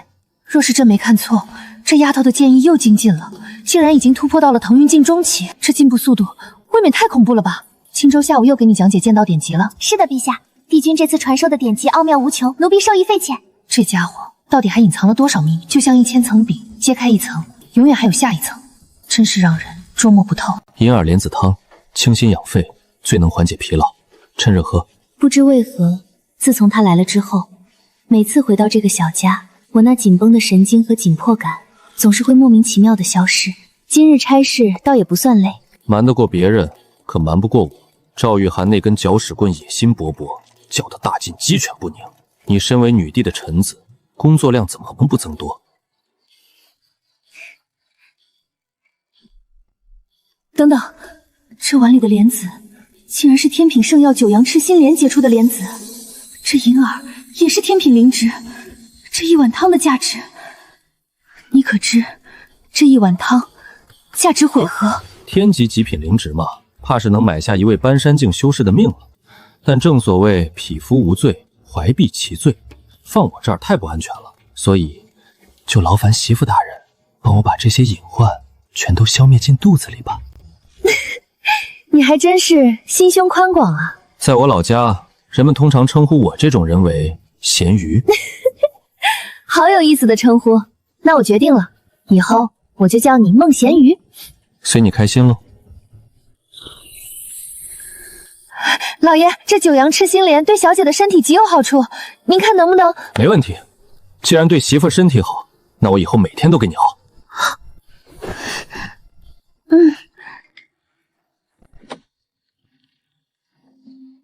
老匹夫，你特么还敢找上门来，是想取笑本神君蹲路边撒尿的黑历史吗？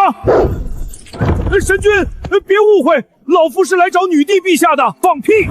你特么分明是想跟女帝分享本神君尿书的丑事，书可忍，狗不可忍。不是说你尿书的事儿，真有要紧的军国大事啊！今天老子非咬死你不可！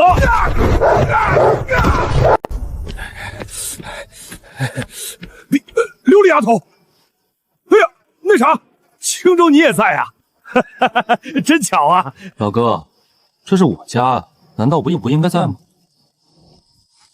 这铁匠搞什么鬼？一惊一乍的，大半夜跑来我家，看到我在这儿还这么惊讶，这语气这表情，怎么感觉像是来捉奸的？口误口误，其实呢，我是琉璃丫头的表叔，对，表叔。原来是表叔啊！失敬失敬，快请坐。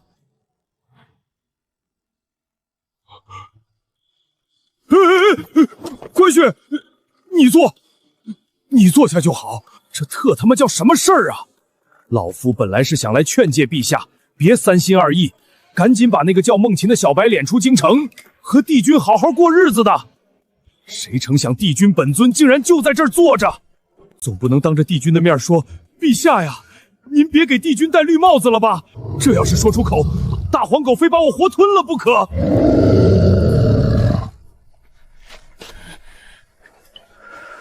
大半夜打扰朕的二人世界，你若是不给朕说出个1、2、3、4、5，皇叔你就准备去极寒之地戍边吧。那个，我就是来认认门对，认认门。既然没啥事儿，那我就先走了哈，不打扰你们小两口了。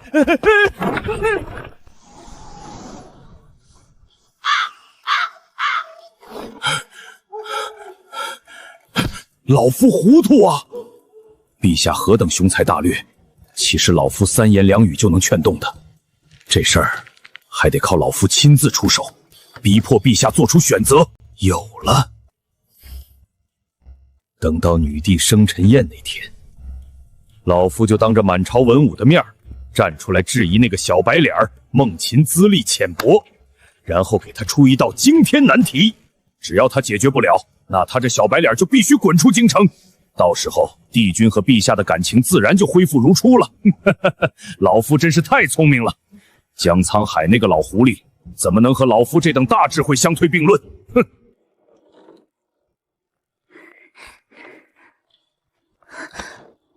孟先生，我有个不情之请，想请您帮忙。既然是不情之请，那就别请了。直觉告诉我，这女人在帮赵构干活，妥妥的主线任务。我这配角要是随便介入，肯定有血光之灾，坚决不趟这趟浑水。我想见一面当朝帝君，可以吗？你要见帝君做甚？不瞒先生，其实我是当今帝君的结发妻子，他为了前程抛家弃子，我想看看这负心汉到底有没有良心，就放任我们娘俩自生自灭。编，你接着编，要不是我提前看穿了你的身份，还真信了你的邪。这女人的目标竟然是帝君，结合赵构的谋反计划，她这是想刺杀帝君，引起朝政内乱啊！果然是主线剧情，幸亏老子机灵，差点上当。唉。不是我不帮你，我也没办法。陛下寝宫防卫森严，我身为臣子岂能擅闯？骗鬼呢！你这勾引女帝的套马干汉子，向女帝撒个娇卖个萌，她连星星都能摘给你，还不能擅闯？那先生能陪我出去走走吗？这女人怕是要狗急跳墙来硬的了。也罢，是福不是祸，是祸躲不过。我就陪你走一趟，希望能唤醒你最后的一丝恻隐之心。姑娘，你可千万别逼我辣手摧花啊！可以，但不能太久。绝不耽误先生时间。既然无法控制心智，那就只能武力挟持了。虽然你对我很好，但我必须救我弟弟。对不起了，孟先生。青丘，你留下看家。可是小姐吩咐过，奴婢必须寸步不离，保护老爷安全。无妨，舞蝶姑娘不会害我，你说对吧？当然。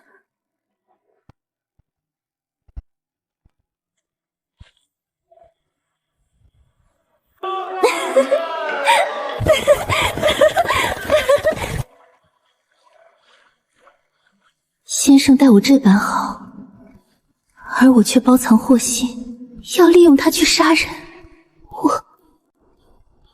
先生，我能问你一句吗？问吧。为何不带着苏婉清？你是有心还是无心？有心，故意没带她。先生，我知道你是个好人，你这么聪明，应该早就猜到我图谋不轨，为何还要跟着出来？这里没有人能保护你，你不害怕吗？既然躲不过，那就懒得躲了。你不叫雨蝶，真名舞蝶，你也并非礼部六品长次，而是世子赵构麾下的一名顶级杀手。腾云境巅峰修为，擅长精神控制和毒功，可谓天纵之才。你改换容貌接近我，就是想借我之手混入宫中，刺杀当朝帝君。我说的对吗？他怎么会知道的如此详细？我的真名和功法连世子都知之甚少，这瞎子到底是什么怪物？这种能看穿一切的压迫感太可怕了。先生，又何必呢？装作不知情，因为以后还能做朋友。对不住了，放心吧，我不会伤害你。神魄针会化为丝线控制你的灵魂，事后我会消除一切痕迹，绝不拖累先生。真会给我出难题，杀了你卷入风波，不杀你等同包庇。你说我该怎么做？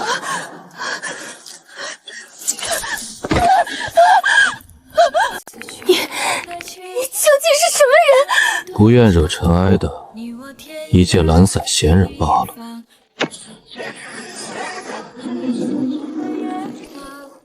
聊完了吗？剑老，您怎么来了？世子昭构的最强护咒人，他怎么会跑到京城来？上路酒，喝完黄泉路上忘忧愁。送葬客，见无名。赵构手下最强的底牌，半部覆海境修为，喜欢在杀人前递一杯送行酒，真是个奇怪的癖好。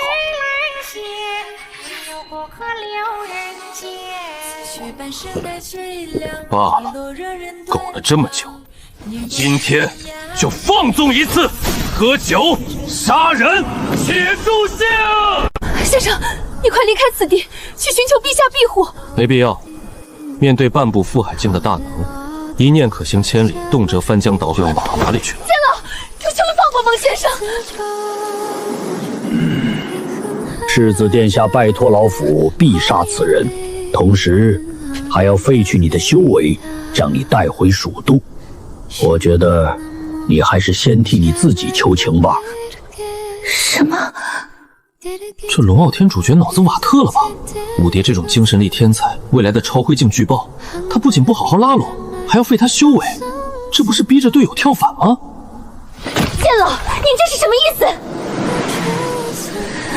老朽不知道，也不关心。你是自己动手自废修为，还是让老朽帮帮你？有够无耻的！对不住了，先生，是我连累了你，快逃吧！这傻女人，虽然是她把我牵扯进主线剧情的，但临死前能有如此担当，可见本性不坏罢了。闲话到此为止，你可以上路了。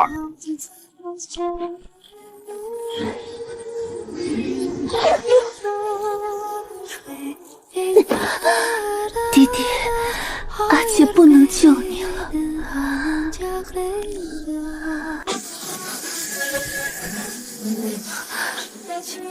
先生，您并非毫无修为的凡人。老头，你觉得自己胜券在握了吗？须知人外有人，天外有天。情报有误，你竟是剑修，而且造诣还不低，有趣。老子已经够猥琐发育了，为了躲你们这些破事儿，连软饭都吃了。结果你们还他妈没完没了的来找麻烦，真当老子是泥捏的？死到临头还在装高手风范，老头，我看你是脑白金补过头了。速速！剑字真言，哇！是时间法则，这不可能！时间法则融入剑道，闻所未闻，简直荒谬！斩！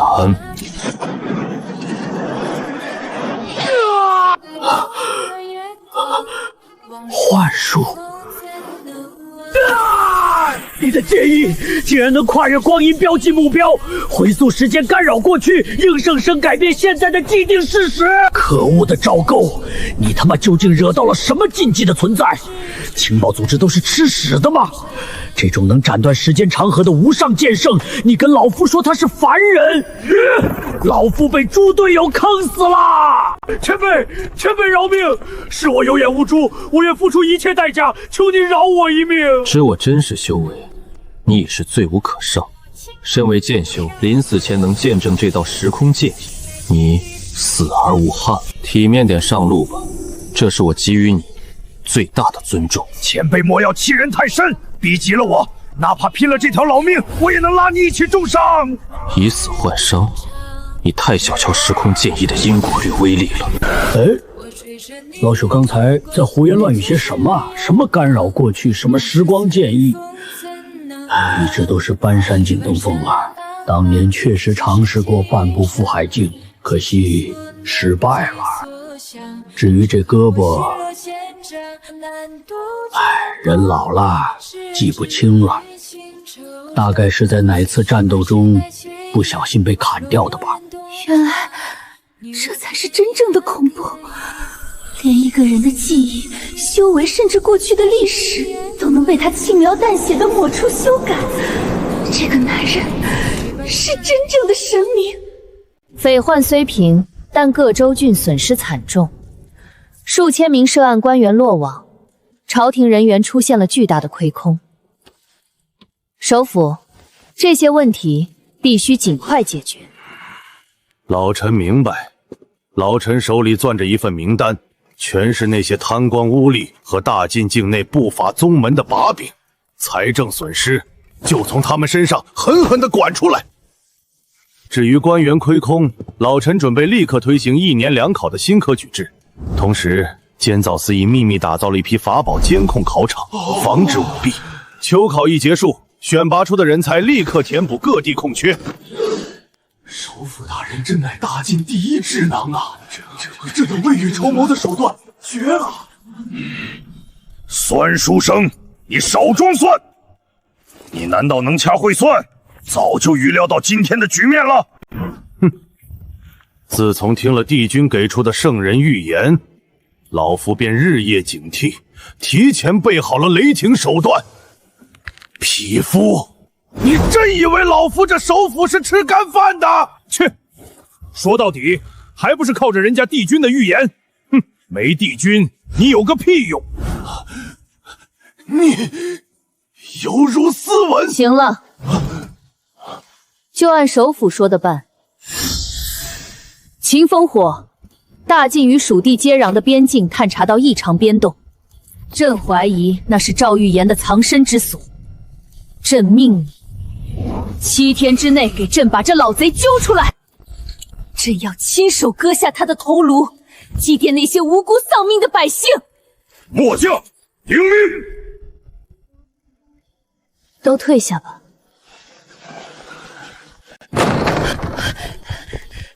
陛下，不好了，老爷被那个妖女带走了，说是去游玩散心。啊！你说的可是礼部那个6品长司雨蝶？对，就是他。陛下，这雨蝶大有问题。臣早在此前就怀疑，他是有人冒名顶替，改变了容貌，潜伏进来的刺客。你既知他有问题，为何知情不报？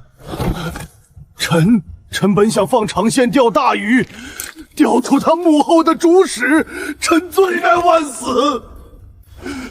还请陛下速派人追查雨蝶的去向。苏金秋口中的老爷到底是谁？竟然能让泰山崩于前而四湖变的女帝雷霆震怒，能让权倾朝野的首府大人当众下跪请罪。这人在陛下心中的分量，简直恐怖啊！城南郊外清凉山，那里有时空紊乱的迹象，对方是有备而来，立刻调动羽类军封锁清凉山，其余人随朕杀过去。时光剑意，斩！这简直是世间最残酷的刑罚，逆流时间长河，斩去过去，挥刀斩断未来。哪怕被剥夺了一生苦修，他自己竟然还傻乎乎的以为是记忆出了问题，太恐怖了。你既然抱着杀意而来，就要做好被杀的准备。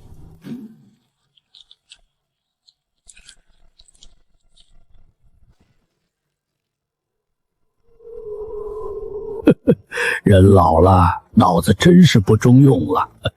老夫这一生天资愚钝，止步于搬山境后期，哪里见过更高处的风景？竟然还妄想自己是半步赴海境的大能，真是可笑啊！可笑！斩！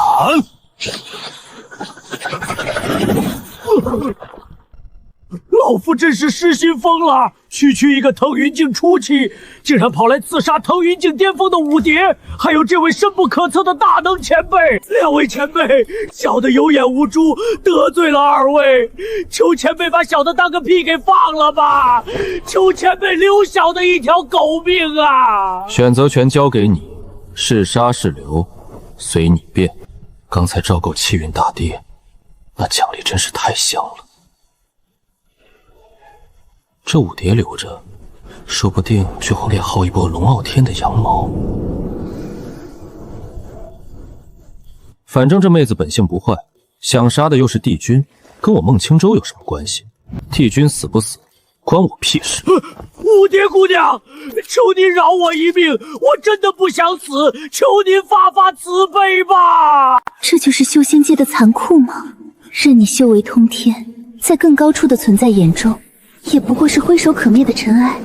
难怪先生拥有如此通天彻地的修为，却甘愿隐姓埋名，伪装成凡人。先生的境界已经超脱了凡俗的争斗，退隐田园，或许真的是个不错的选择。等我修为有成，再去杀赵构报仇。我选择杀，留着这种人，只会是祸患。还算聪明，是不是心里觉得难安？有一点。剑老毕竟只是奉命行事，杀便杀了，似乎不该被这般折辱。那我告诉你一件事，你听完后，别怪我没让你亲手杀了他泄愤就好。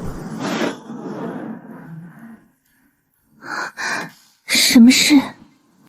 你一直心心念念要救的弟弟，其实在3年前就已经死了，而且就是被剑老亲手斩杀的。赵构一直不敢告诉你真相，就是害怕失去这唯一能死死制衡你，让你为他卖命的把柄。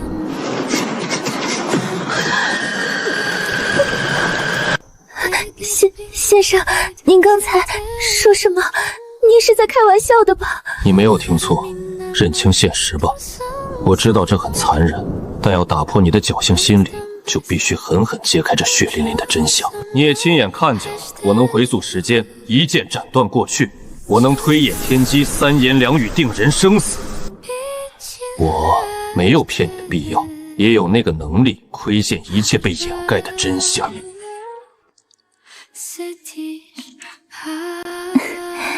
谢谢先生告知真相，我先走了。想变得强大吗？我这里有一部天级极品的精神医道神通《周公梦蝶》，学会它，你可以去找赵构复仇，也可以用来自保。但我必须劝你一句，赵构有天命加身，你想杀他，成功率非常渺茫。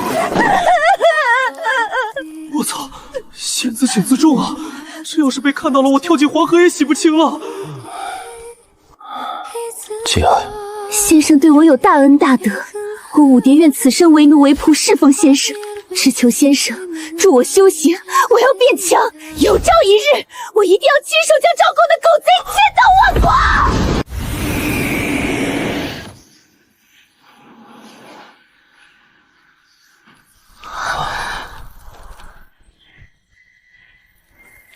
朕没有打扰你们的好事吧？陛下放心，在这京城地界，贼人翻不出什么浪花。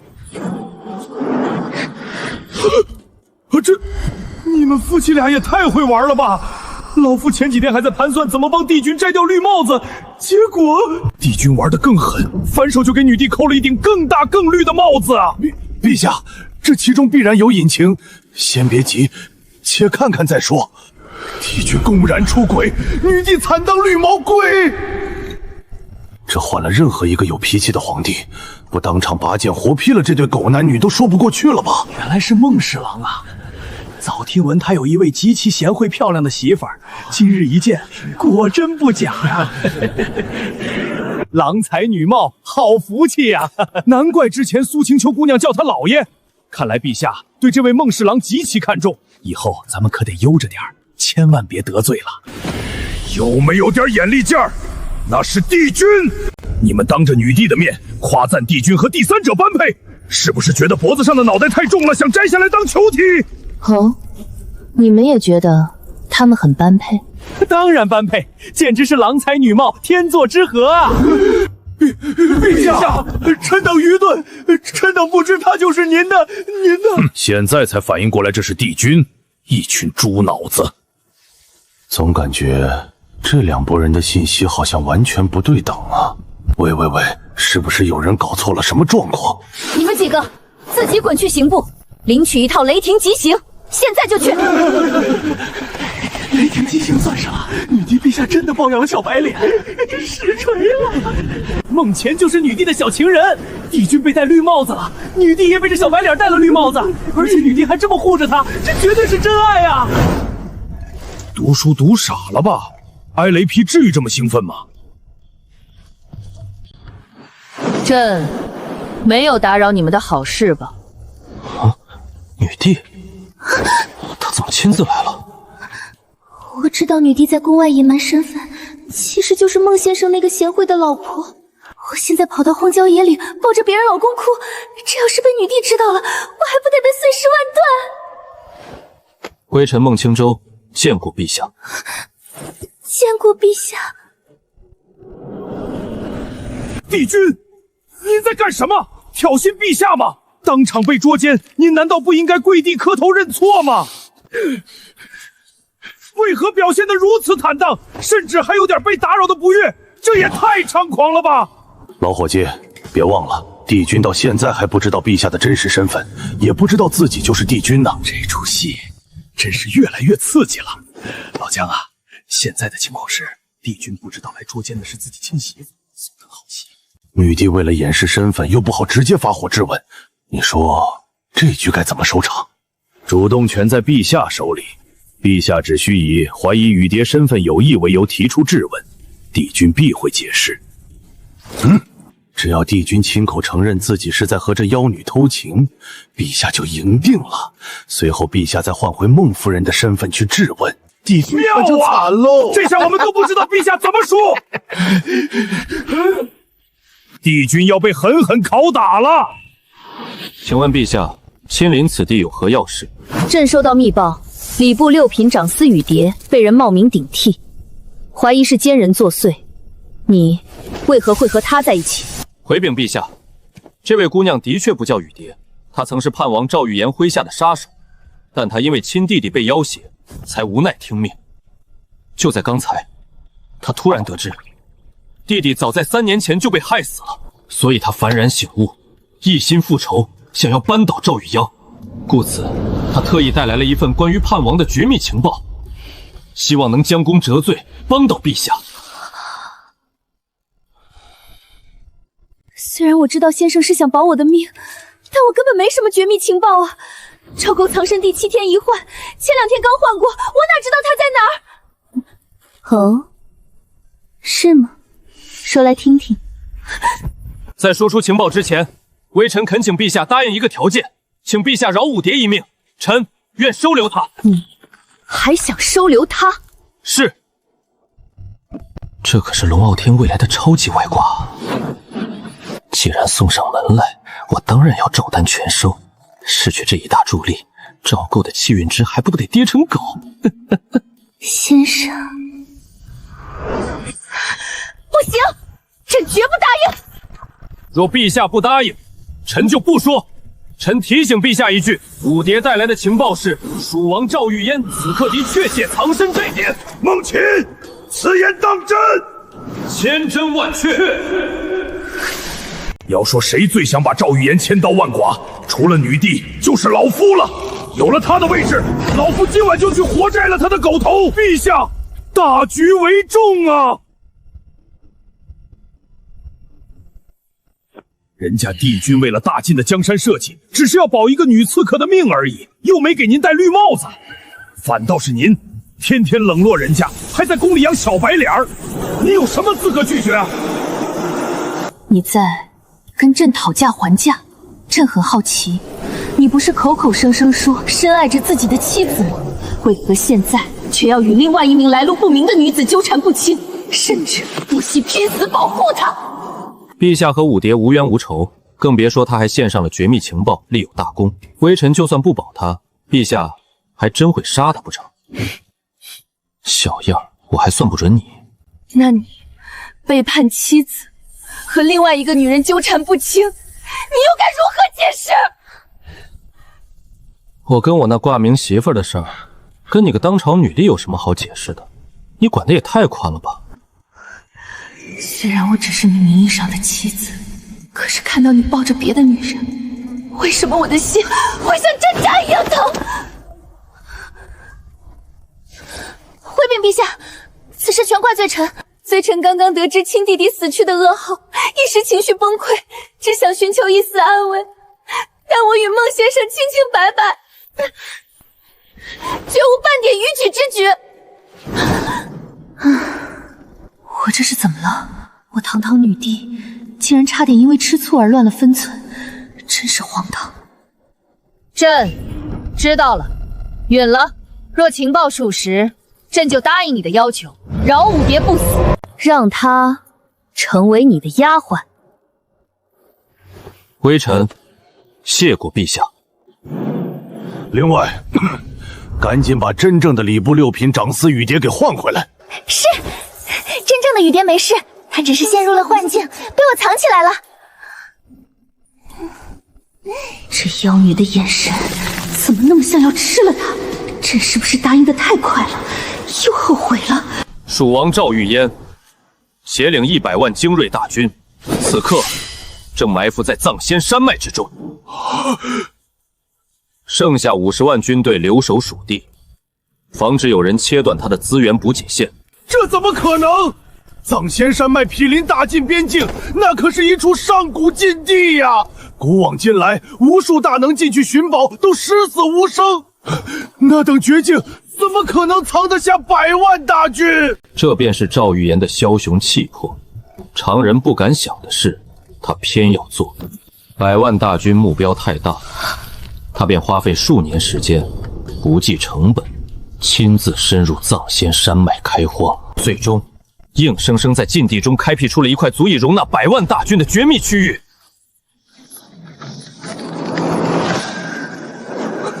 陛下，老臣以为此事可能性足有90%，世人敬畏的禁地恰恰是绝佳的藏身之所，否则咱们的密探日夜巡查大晋，怎么可能连那100万大军的影子都摸不到？秦风火，老臣在，即刻赶赴藏仙山脉，朕给你3天时间，不惜一切代价，给朕把赵玉兰的藏匿地点挖出来。末将遵旨。走吧，回朝。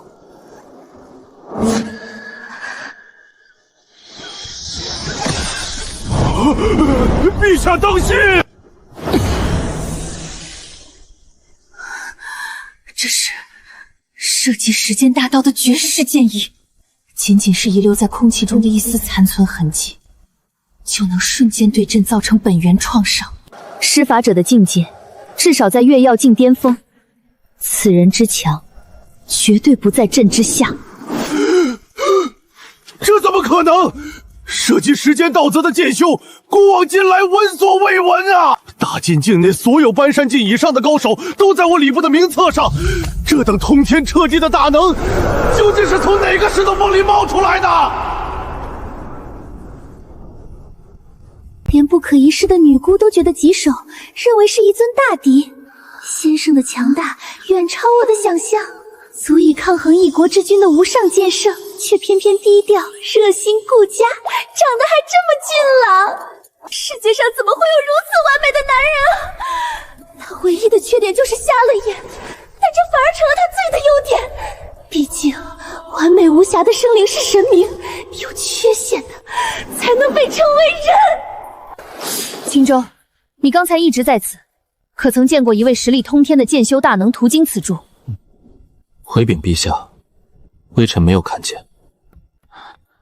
微臣只是一个毫无修为的瞎子。也对，朕问你作甚？天下烽火四起，赵玉贤拥兵谋反，现在又凭空冒出来一位不知名号的无名剑圣，这统一之路真是步步杀机啊！走吧，回宫，传令下去，全当没发现过这位无名剑圣，任何人不得声张。陛下不可！这等大能逗留在京城附近，就如同悬在头顶的利剑，恐有天大的祸患呀！必须追查！糊涂！这位无名剑圣既然不愿暴露身份，我们若擅自追查，必定会激怒于他，平白无故给大晋招惹一个越要境的死敌。你是嫌现在的麻烦还不够多吗？哼，确实，你敢追查，本剑圣今晚就半夜去敲你的闷棍，看你还调不调皮。听说了吗？今天清凉山被大军封锁了，据说是女帝跑去捉奸了。那个新晋的尚书侍郎孟琴，实锤是女帝的面宝，结果跑去自偷腥，被抓了个正着。你那消息都过时了，什么捉奸？明明是惊现了一位无名剑圣。切，无名剑圣，你扯淡吧！千真万确，有人亲眼看见，女帝从清凉山下来的时候，竟然有一缕头发变成了雪白色，那绝对是被无上剑气伤到的铁证啊！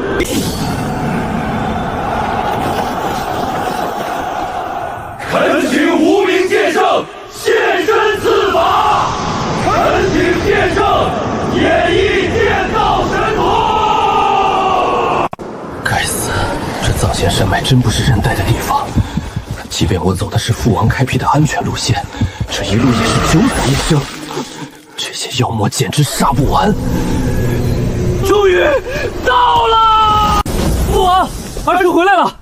虽然过程有些波折，但好在结果不错。算算时间，剑老必定已经杀掉了那瞎子孟纯。这狗东西横刀夺爱抢了我的五蝶，还三番两次坏我大事。这么痛快的让他死了，真是便宜他了。等大晋覆灭，本世子定要搜罗天下，抽出他的三魂六魄，放进炼魂炉里，生生世折磨。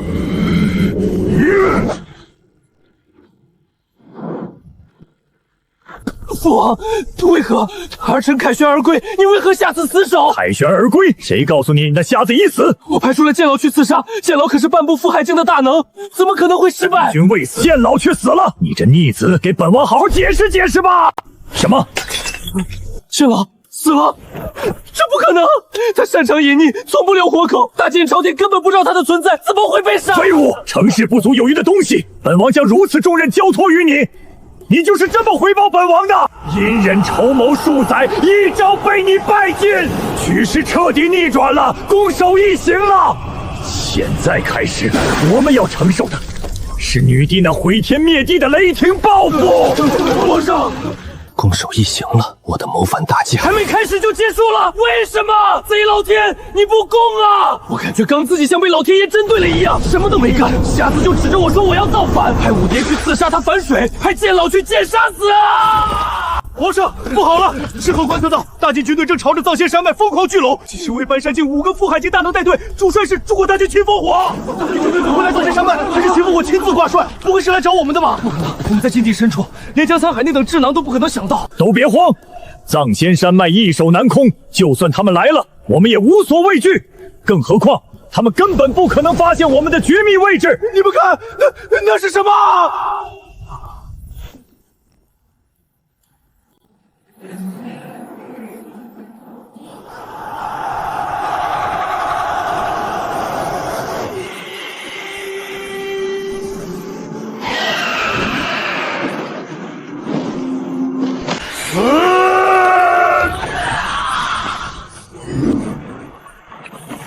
大晋皇朝柱国大将军秦烽火奉旨捉拿叛王，任何生灵胆敢阻挠，定斩不饶。宣读圣旨，禁区生灵，给老夫跪听！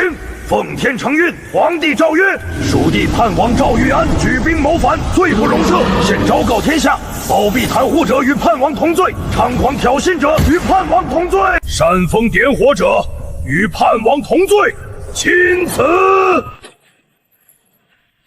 哼哼，什么狗屁藏仙山脉生灵禁区，在吾皇天威面前，全得给老夫趴下！